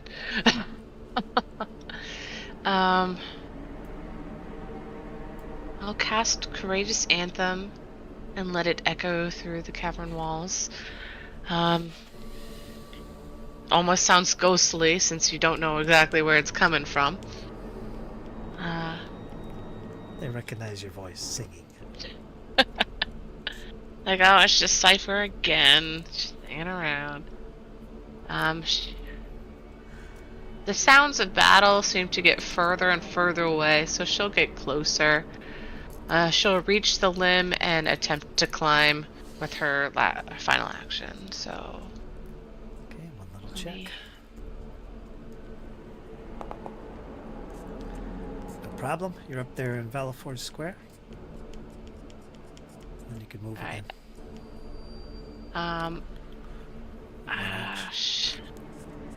I don't have any more actions. Climbing was the last thing I had. Okay. So she stays there. That's all right. Okay, you're done. We're gonna go to round 6. A full minute has gone by. Agatha, I need you to make a will save. Okay.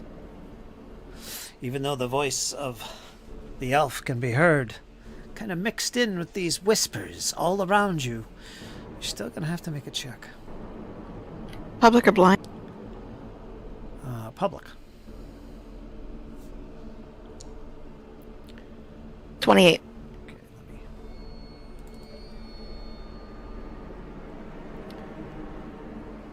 Okay, you shake off these whispers. You're used to it. You talk to whispers all the time. That's what you tell yourself in a whispering voice. That's why people don't talk to witches. You whisper back at the whispers. Just the same old stuff here. Okay. What are you doing? What are we doing, Jess? All right, run me down to the creature. Wait a minute. Is Agatha done? I haven't even done anything yet. Yeah. Oh, wait a minute. I was gonna say, Did jump the gun on that. Okay. Valafor, it's your turn. Thirsty for battle. All right, he's going to run up to the creature, and he's going to use his feat of shove as well. It's 2 actions to get down there and 1 action to shove. Soon as Yep. Valafor makes his presence known, Come on. right here, a long arm reaches towards you with a claw. This is his reactive strike. Now, how come he attacked me and not him? Wait a minute. Yeah, go ahead. It had a taste. It wants more. It's just got something for me, I guess. Here's its reactive strike. Ooh. What's your armor class? 26? It rolled a 26. Oh, just barely. Yeah, it just got you. It's distracted from being on the edge. Alright, Damage.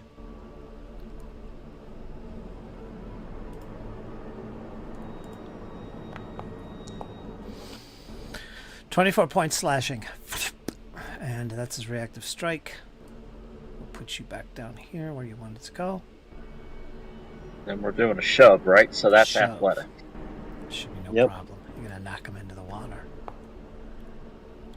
36. Ugh. Yeah, it's fortitude save. DC, right, for that shove? Yes. Fortitude, so 10 plus 20 is 30. He needs a 30. Got a 36. It's successful. You push him back 5 feet. We'll assume that's where you want him to go. And that is over the edge. You can follow up if you want, Valafor, do you? Yep. Okay, let's put him right. No, you know what? Better stay put, unless he grabs my leg or something. Okay, he doesn't do so. Gotcha. You push him off the ledge, and he drops a good, what is it, 30 feet to the water line? He's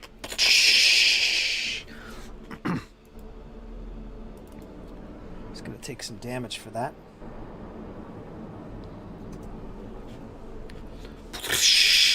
And he disappears out of sight briefly before emerging once again. You see him in the distance, 30 feet.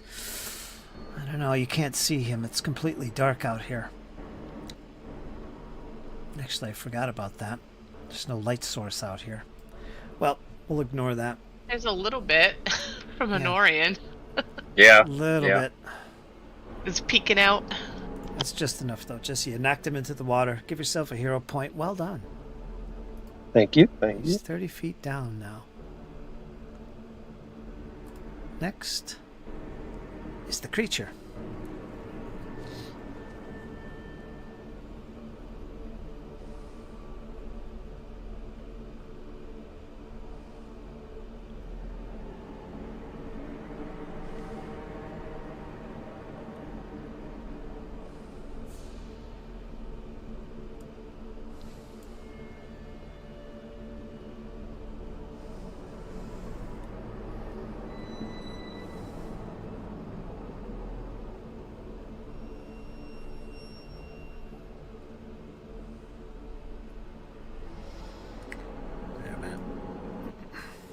He's swimming.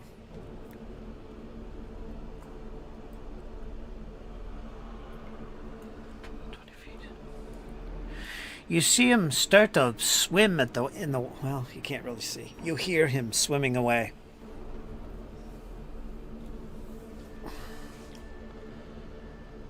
Can't really see which direction he's going, but yeah. I'm gonna go to Anorian.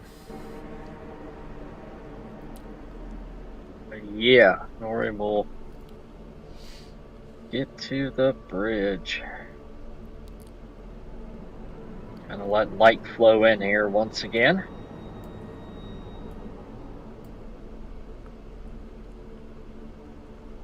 Yeah, can't see anything.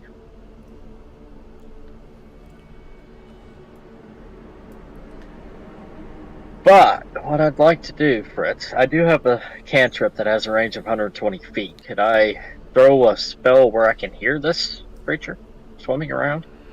You want to make a seek action? I'll take an action to do. You don't know where he is. It's complete guesswork. You could hear Then I'll do that then. I'll take a seek action.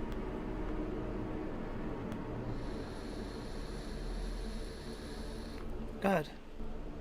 That's perception, isn't it? Mm-hmm. Blind perception roll. You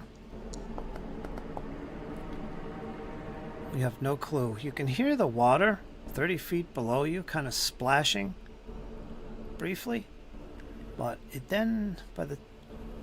doesn't last long, and you hear silence again. It could be under the water, it could be out of the water. You're not sure.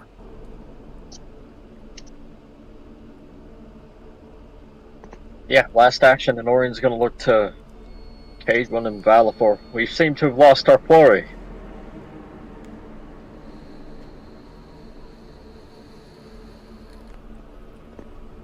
It's not out of here yet.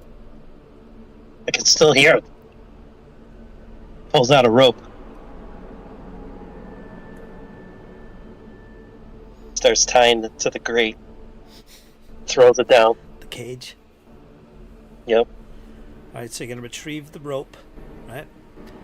You're Yep. gonna tie it off. And third action. Climb down. I don't think it was Jess's turn. Yeah, it's not my turn. I was just Oh. metaphorically saying what I'm going to do. Well, now you know how it works when you do get there. Yep. You done, Anorian? Yeah. Fritz, You're I'm up, gonna send you a Agatha. DM real quick. Huh? I'm gonna send you a DM real quick with an idea that I had. All right, your turn is up. Mine? Yours is up, yep. Alright. The water that is where Agatha is, the stream that's currently going down, how deep is it? That could be waded through. The dwarf ran through it as well. And he's a short guy. I'm talking about if she were to say jump in the water and follow the stream that's going all the way down towards the large man-made lake. How deep is that stream? Ankle high. Okay. Ankle deep. Alright. Agatha is going to move here. And she'll attempt to try and climb up. Okay, athletics check. Watch me fail this. Yeah, you're not good at climbing. Turn yourself into a monkey. No. I'm saving that. 12. That's a success. I'll put you at the top. Okay. Seems crowded there for then- some reason. You don't know why. Something keeps nudging you. And then for her Feel last an action, elbow on your she'll. side. Ugh. Go ahead. And then for her last action, she'll move another 25 feet as she has a trick up her sleeve that she's planning to do. She does. Excellent. Okay, we're going to go to Catawin. Now, you're at the top of this 30-foot rise from the lake below. The creature's been knocked off thanks to you and Valafor. Disappeared from your sight. You heard a splash, a sploosh. It sounded like the creature was swimming, and then there was silence. You don't see it. You don't hear it.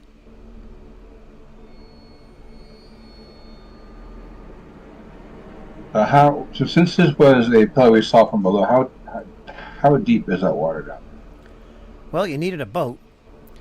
And if you recall, when Bjorn and Agatha went underwater at the little bridge there, dock rather, it was about 20 feet down, Well, even though they couldn't see. I don't know, did you ever gauntlet lit? I think you had your gauntlet, Bjorn. Yeah, right? like I had my arm lit. Yeah, this is about 20 feet. okay. Well, since between the whispers and the fact that the lens is important, Cadwin's not going to let it get away. He's not climbing down either. He's going to take the express route. Cadwin will go up to the edge. He'll jump down into the water. You gonna jump into the water? You gonna dive into the water? He's going to dive into the water. Alright, one action to move up, second action to jump. You're gonna take some damage.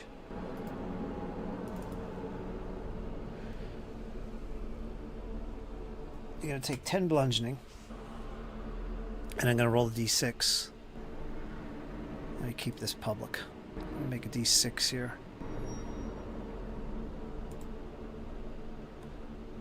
There is a 1 in 6 chance of something.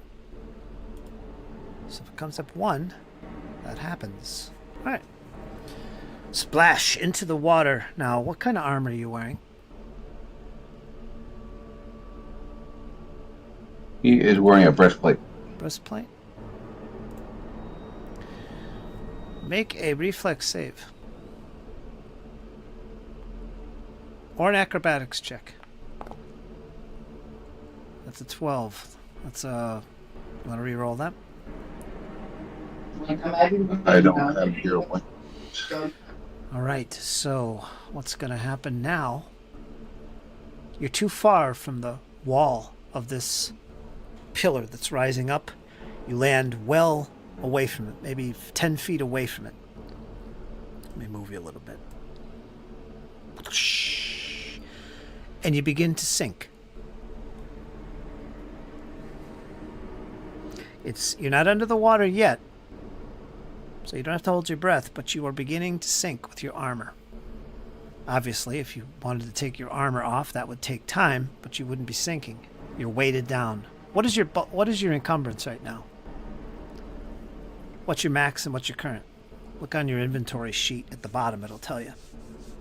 Max is 13, I'm at 8. You're 8? Okay. So that's your next thoughts in your mind. Uh-oh. Alright. You're done? Gonna go to Cypher. She's gonna kind of run in there, see what's going on. Late to the show. Fashionably. Oh, I didn't see that Valafor would be there, so instead she's going to this spot. Still invisible. Howdy! We were bouncing around like a ping pong ball there for a minute. So Cypher has not seen where anything's happened. All of the water, there's just ripples everywhere, especially from him jumping off. So I actually don't know where the creature went. You can see the dwarf. You can see I can him see the splashing dwarf. around. You do have dark vision. You can't see.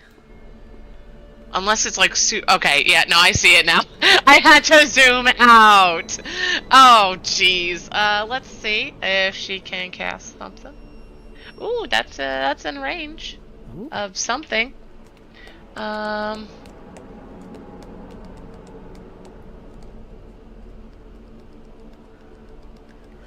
how big is that bone giant creature? He's huge. He's huge.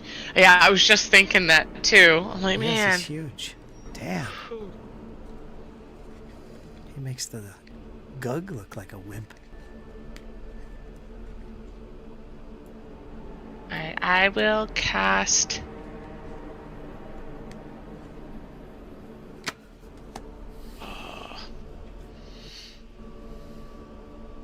Actually, let me. No, we're gonna do this.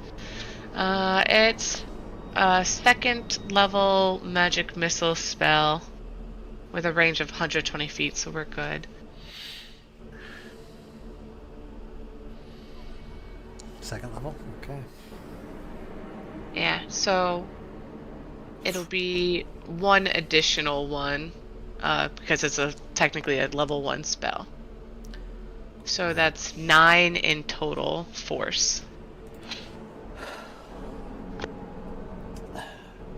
They hit the creature. He looks surprised as these glowing arrows penetrate him, and he lets out a roar of pain as they lay into him. And everybody can hear this, and it's coming from this direction here. So if you look at the map, zoom out a little bit, you'll see where I'm pinging. Now, Catawin, I think you can see him.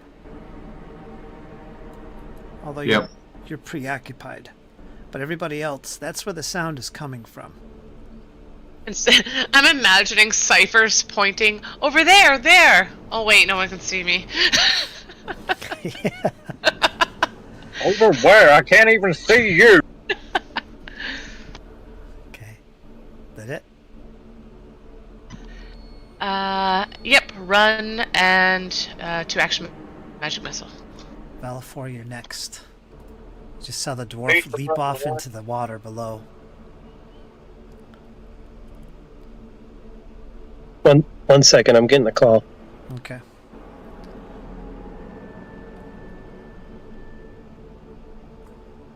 It's the creature's turn next. I don't think Valafor could do anything. Yeah, he's out of spears and such. He could throw a rope down to Cadwin. Oh, Might be a good idea. He did. Oh, no, he didn't yet. That was me. Yeah. He did mention that he wanted to do the rope thing. Yeah. Yeah, so he could take the rope out, tie it, and then throw it to Cadwin. Okay. Check my talisman for jumping. I have to see how far I can jump vertically, or horizontally. The grasshopper. Okay. Yeah. Do you want to tie the rope off and drop it in the water?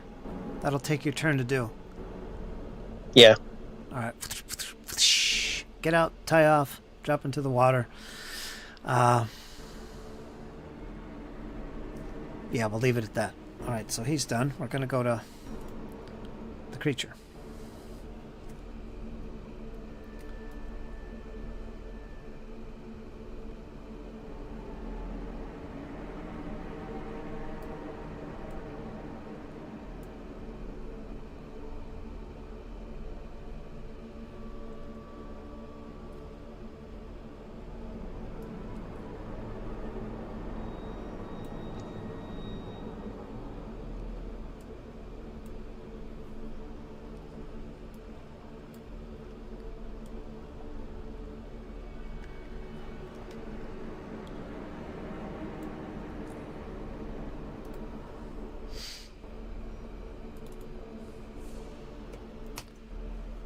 Right. For those of you that can see, that would be, I don't know, I think it's just the elf. I think you could see. What you see During your turn, you can relate this to everybody, but nobody really can see this. The dwarf is underwater. He can't see beyond the pillar either. But it looks, Cypher, you can see this. It looks like the creature is running along and then jumping onto the wall, and it begins to climb quite rapidly with its four arms, quite efficiently. It moves its way along the wall, jumps down at the dock area, and again leaps onto the wall where it currently is, and it's about 10 foot up. So another 10 feet, and it will be near where the waterfall, the ambush was. Towards that big cave mouth that's opening there, you could see it. So it's basically climbing the wall right now, 10 foot up out of the water.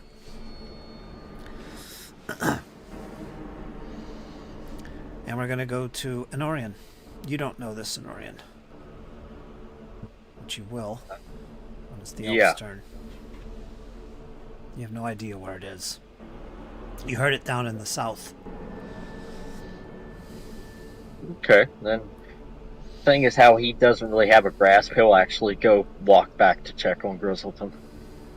So, I'll spend my turn kind of walking back. That's right, old Grizzleton. He was left here. Yep.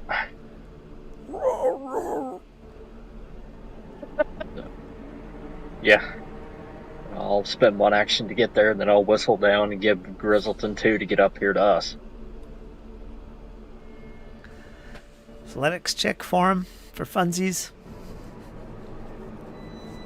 No way he's going to fail this. He's a bear. Oh, 22. slippery rock. He falls down 10 feet. Take 5 points of bludgeoning. He lands on his back. I'm kidding. Just kidding. Yeah, that's my turn. Okay, he's happy to see you.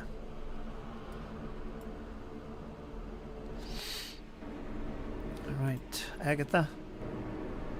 You're up. All right. As Agatha is coming around the corner, would she have heard the creature splashing in the water? Since it carries a since it echoes. You heard something fall in the water. All right. As she's coming around the corner, those that see her within range, they start to notice that her image starts to shimmer, almost as if she's starting to, like, shift. Her eyes start to turn a complete charcoal black, as her skin almost appears not like a fleshy color, but it starts to appear more leathery, more thicker. And as she's coming around the corner, she starts to fall into the water. Now, as she's going towards the water, her form is changing, it's shifting, it's no longer being a human.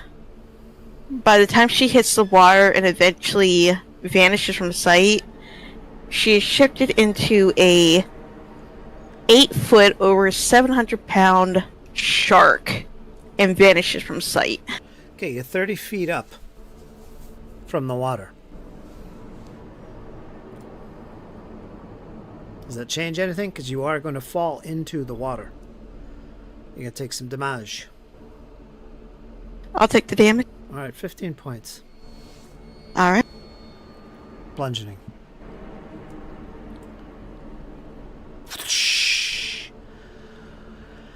And where's the shark? Okay, so you're now a shark. Your swim is 35 feet, so write that down. Mm-hmm.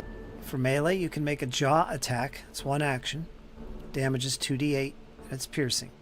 So you now have an additional attack while you're... Well, that's your attack when you're a shark. A single action jaws attack for 2d8 piercing. You can breathe underwater, but not in air. So you have to be submerged, which we'll assume you are right now once you fall into the water. So you don't have to worry about drowning. So just keep track of those 3 statistics, okay? You are a shark. There's other stats here that change as well, but We'll see what happens. You'll have to put that spell back in there if something happens. Well, Okay, you done? I Yeah. wonder, can you drag that to your token? Yeah. Drag. Like drag shark? You should be able to. See what happens, Dizzy. Ooh. What did it do? I see it gave her the temporary hit points when hovered here.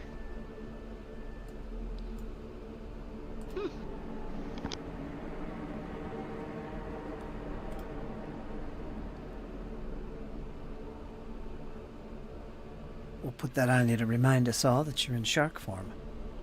So have fun in the water, Cadwin. Swim 35 feet. Yeah, it gave you those stats. Armor class equals 16 plus your level. 24, that's what it is. Temporary hit points, one or more unarmed melee attacks. Let's see. Let's go to your actions. We'll see Jaws attack. There it is. You got, yeah, it did all that stuff for you. Nice. Alright. Next is Cadwin. You're getting fearful at this point. No. Not yet. You Cadwin, you see Cadwin a, was prepared for water. you see a fin break the water. It looks like a shark, Cadwin. Your greatest fears is coming true. Call me Sharkbait. Cadwin is going to cast Water Walk, or attempt to cast Water Walk. 7 or greater. And succeed. There you go. Oh, phew. I was so worried. Now, if I remember correctly, doesn't she still have control of herself in animal form? What do you mean, control of herself? Of course, Like, you have control of yourself. She knows not to attack her allies. Yes, yes. That's you in there. That's your mind. I was just saying that. So the dwarf begins to climb out of the water like as if it was dirt. And you're now standing on what is a solid surface, Cadwin. So essentially he walks up out of the water like he's going upstairs. And he moves forward. And he'll get to about there. You tricky dwarf. Okay, you done? That's it. Hold on. That's cool. I need you, Agatha. We're going to roll a dice for you here. There's a 1 in 6 chance that something happens as soon as you splash into the water. When did you cast the spell? Before you fell into the water? Or after, once you got in the water? She cast before she hit the water. Okay. 1 in 6 chance. Let's roll it. Of something happening. Well, another 6. You're okay. Alright. Cypher, you're up.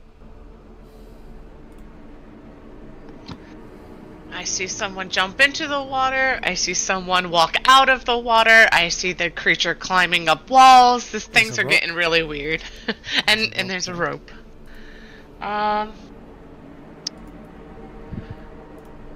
Seeing this creature climbing and being one of the only one, I guess I'll spend an action to actually point out its precise location to everybody who can't see. Unfortunately, I don't have a light spell or anything of that sort. You are invisible, right? Yeah. Well, I'm just shouting. So, like, at the creature's climbing at the base of the waterfall. Since everybody's familiar with this area where the creature is, you'll all know what she's talking about. So, if you attempt to make a if you look over there, you'll see him. Yeah, but I think Agatha doesn't have dark vision, does she? No, I don't think so. She's a fish right now. Sharks don't have dark vision, do they? Because otherwise I might not even do it. Because, you know what? Yeah, I'm not going to point it out. Because I'm assuming as a dwarf, Cadwin has dark vision and he can see. He seems to be heading in the appropriate direction anyways. And I'll just think that he can help. And they'll come in on that side, so... it's just Valifor who doesn't. So yeah, I'll just expend an action to say, and guide Valifor. I'm right behind him, and just say, hey, let's meet it back around. It's climbing up from the base of the waterfall to the southeast. Let's go. Follow the light of Honorian. Let's go.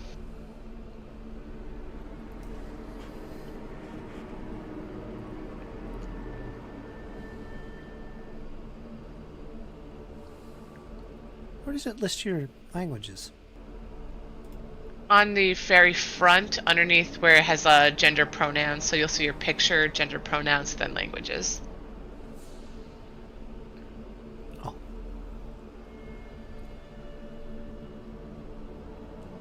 How about where it would put dark vision and stuff? Where is that stuff? That's not on this front page anymore. Perhaps under features?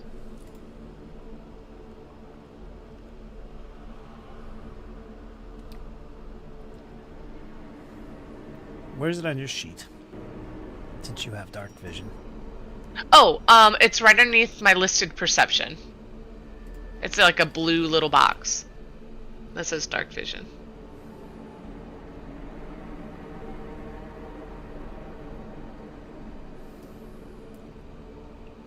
So you'll see the AC, perception, and then dark vision.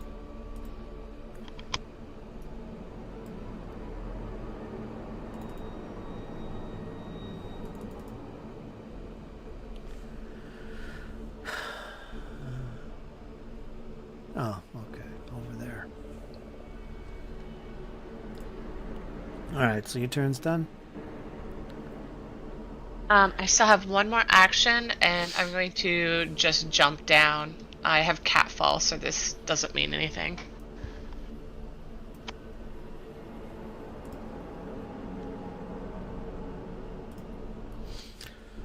Hi, Valifor. Yeah, hearing Cypher, he's just gonna kind of follow suit with her.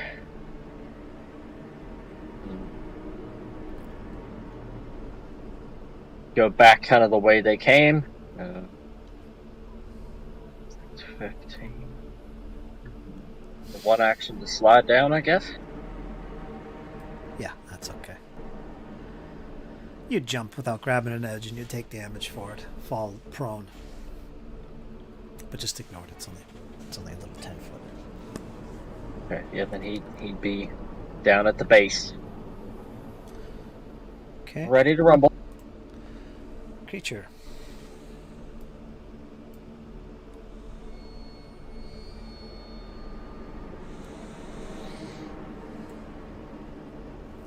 And you'd see this dwarf.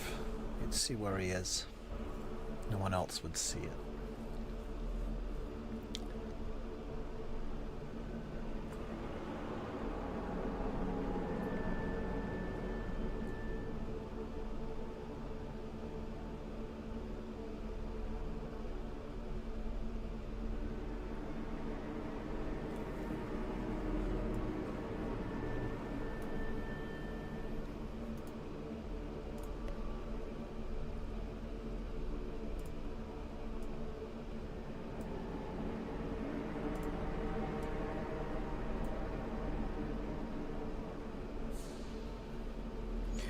Okay. Honorian? Yeah, seeing that everybody's got down, he will follow suit. So he will descend back down for 2 actions, so I can 1 action slide down, 1 action move out of the way. And then I'll give Grizzleton 2 actions so he can slide down as well.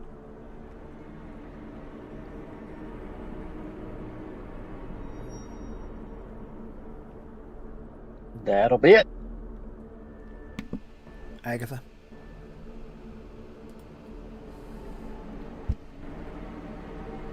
All right.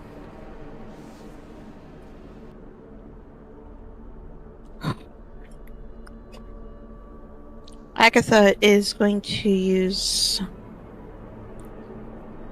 all 3 of her actions to, let's see here. Swim 35 feet.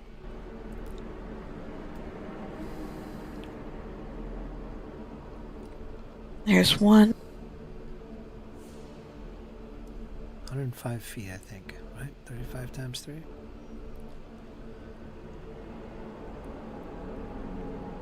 For her third action, she's going to go diving down as deep as she can. And then as much as force as she can put behind, she's going to shoot it towards the surface, trying to gain as much speed as she can, and she's going to try and shoot out of the water and try and see if she can get up on where the creature is. She's going to use every ounce of strength she has to propel herself out of the water Like a and jumping get up shark. on that ledge. Hey, she's going to do whatever she can. All right. You can do so. Let's see. How high is that? 20 feet? Yeah. You come up out of the water where you can't breathe. And you can see... You don't see it anywhere. Not on the walls, where it was rumored to be climbing. You would assume... I don't know. You didn't... I don't think Cypher said anything, but... You don't see the creature anywhere. Nowhere in sight. And you're right in front of where that waterfall is. You don't see it. You see nothing, in fact. You don't have dark vision. And then you sploosh back down into the water, where you can breathe again. Okay? Okay, we're going to go on to the dwarf. The dwarf is trying to play catch up with this thing. He's getting frustrated. He's still chasing it down. He's going to run across the water, trying to get to where it went up. You must have some kind of vision of some sort. Well, even if you had vision, you wouldn't see it. Okay, Agatha. I mean, I've got dark vision. I just can't see it from down here. I'm talking with Dizzy. You can see. Yeah. And that's all 3 of my actions to get there. Okay. You feel the water splashing on you. As it comes down the waterfall. Okay, we're going to go to Cypher. Party is split. Yeah. She's you gonna guys are vulnerable bolt. right now. Vulnerable. Alright, so she's actually gonna go up to here. You see her stop in her tracks. Oh gosh. Alright, then from here, she's going to cast a Resilient Sphere. And she's gonna bubble it. Oh, yeah. She doesn't say it loud enough for really anybody to see or to hear it. But she's just like, stop running.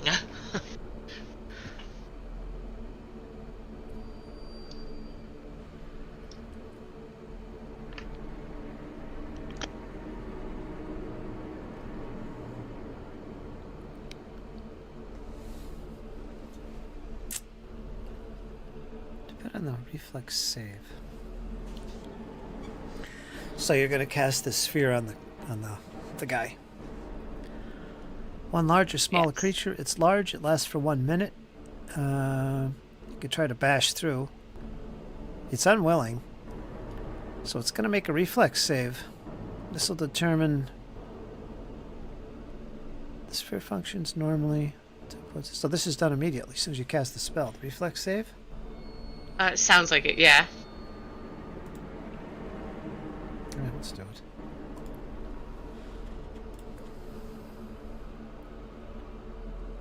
Uh, 28. And it was, what's the DC?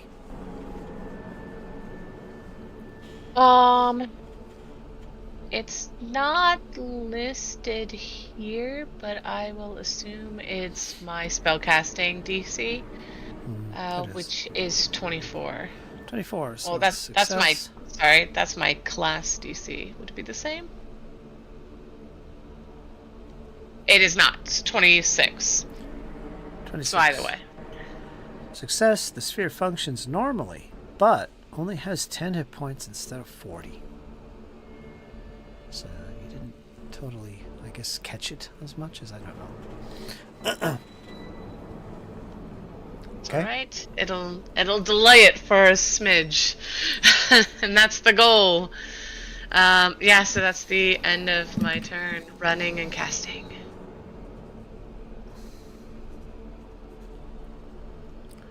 10 hit points, armor class 5, hardness 10.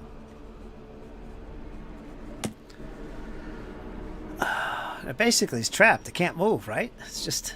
Right? Yeah. Oh, and the sphere's immune to critical and precision. Right. Last for a minute. Okay. Well done. Give yourself a hero point. As we move on to Valifor. Yeah. Valifor's going to spend one action to rummage around and grab a healing potion. So, yeah, one action to get it. We're going to use it. Yeah, and then he'll spend his last action getting back over. And that's it.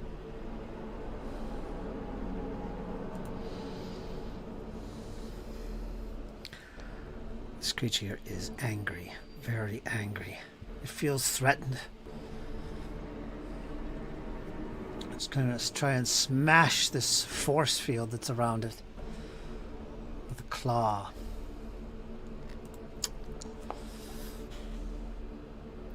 Oh, and it rolled a natural 1. Getting a 22, which is a... I don't know if this is your intention, but the dice rolls with question marks, but we can see your result.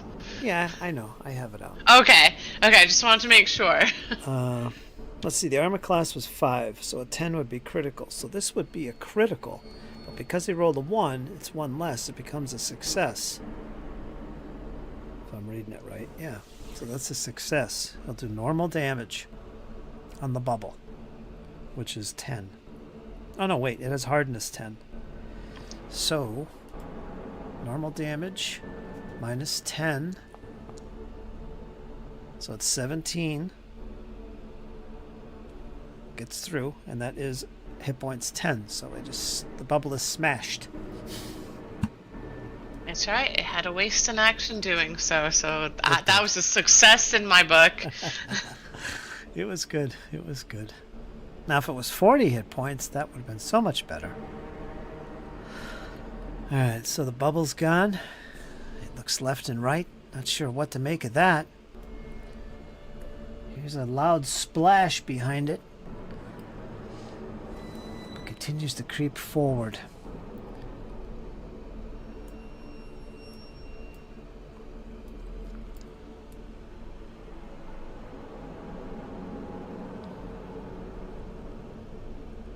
Not Valifor. And there it sees Valifor and the others approaching.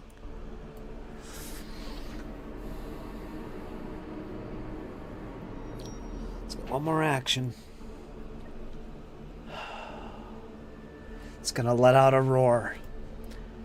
And let's see. I think its range for the mouth attack is also 15 feet. Let me see. Did you reach 15 feet? Reach 15 feet, yeah. So 5, 10. Alright, he's going to make a jaw attack. That'll be its second. Armor class 26. Ooh, it got an 18. Miss. It's done. We'll take a break after this round. I think Jesse's gone for the evening. So we'll Yeah, take a I break. think he does. Let's do Honorian. Percussive impact on this creature. So let's see how this goes. Hit normal. Okay. What the hell is this spell? This is a spell that does sonic damage in addition to bludgeoning damage. Basically, you would see a Norian compress a ball of energy, for lack of a better word, and then shoot it out. And what Cypher could see is this little ball of arcing mass literally shoot and then detonate, and she might even be able to hear the So it's like a grenade. It's like a sonic explodes. kind. But When this will do ball 48. impacts. Yep. But this will deal 48 bludgeoning and 1d4 sonic. So 25 and 4, so 29 in total.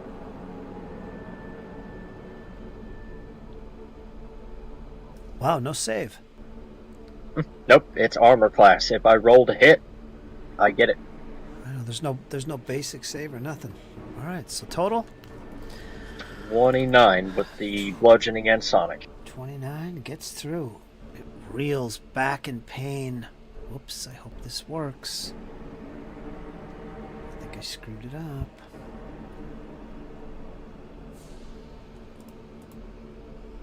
Nope, I know it's hit points. It's still good. Minus 29. Okay, we're good.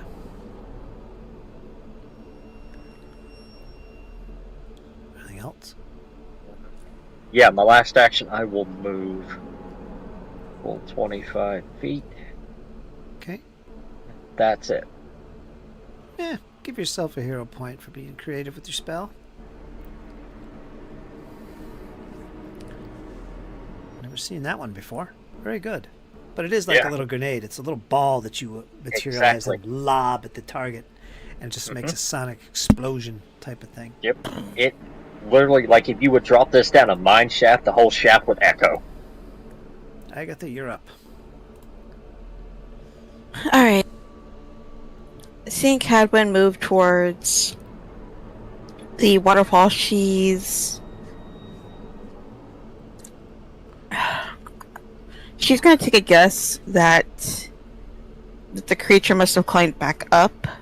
She's taking a guess. She's not absolutely for certain You would sure. hear kaboom. She would have? Yes, she would have heard that kaboom. Y'all would have heard it. Okay, perfect. So, once again, she's going to dive back down as deep as she can, and then she's going to come up as hard as she can to try and get as much speed built up. But she's going to be coming up underneath Cadwin and try and propel both of them up to the ledge. She's going to use every ounce of strength that she has for enough momentum to carry them up. Alright, your jump is not going to take you up there. Or at least get Cadwin up there, at least. But I will let that happen.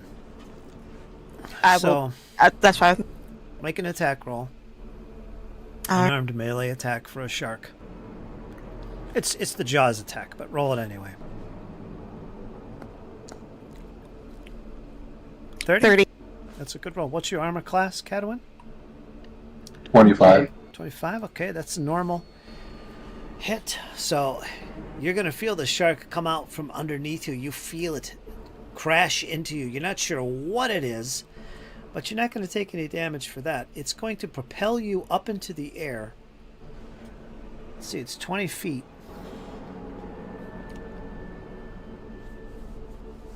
I'm going to see if you can grab hold of the edge. So make a grab the edge roll. What is that? That's what is that? When you fall, you get a grab the edge roll. I want you to make the same roll. Grabbing an edge.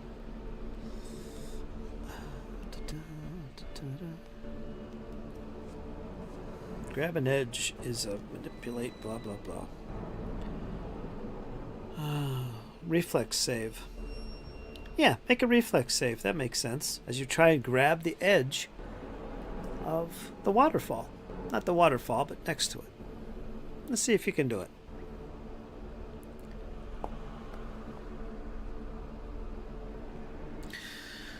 Yes, you do grab the edge, considering the height.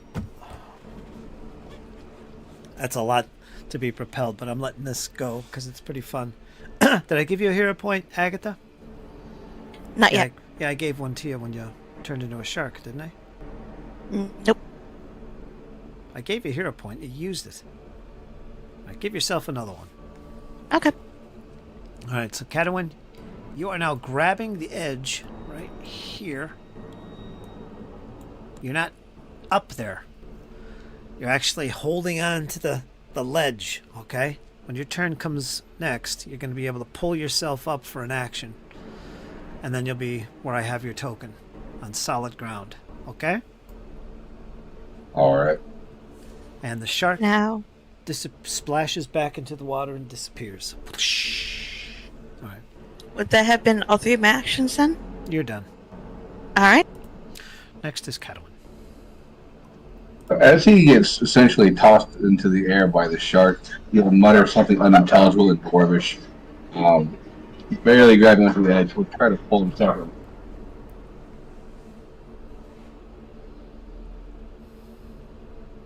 That'd be an athletics check, you said? You're fine. One action to pull yourself up. No check needed. You have 2 actions left. And since he's not seeing the creature, does he hear which direction? Does he hear it? Can you hear the creature still? Yes, it's coming from the north.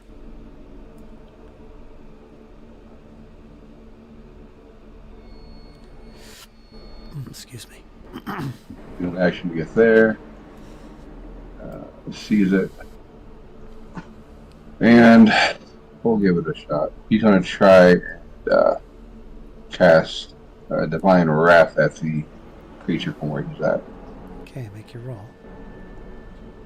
Well, that's 2 actions. You only have 1 action left. Oh, it is 2 actions. I'm sorry. It'll be not Divine Wrath. He'll do 2. They'll just move it. Okay. Looks good. Little stumpy legs. You make it 20 feet. We're going to go to Cypher and then we'll take a break. Alright, so I did a little boo-boo. I forgot that if I act hostily, then I'm no longer invisible. Ha! So after I did the telekinetic projectile, that should have gone away. For the most part, except for right now, I did keep a good distance, so thankfully there isn't too much of a difference. So yeah, no longer invisible. She's staring this thing too close for comfort, so she's gonna do the most defensive thing she can and cast Mirror Image. It didn't see you. Okay. It's not like Althea where I can just be like, well, I made myself as small as possible. please overlook me. No, I'm a little bigger than Althea. By like triple the size. So cast Mirror Image, and then she's going to take a 5-foot step, if possible, right here on the edge.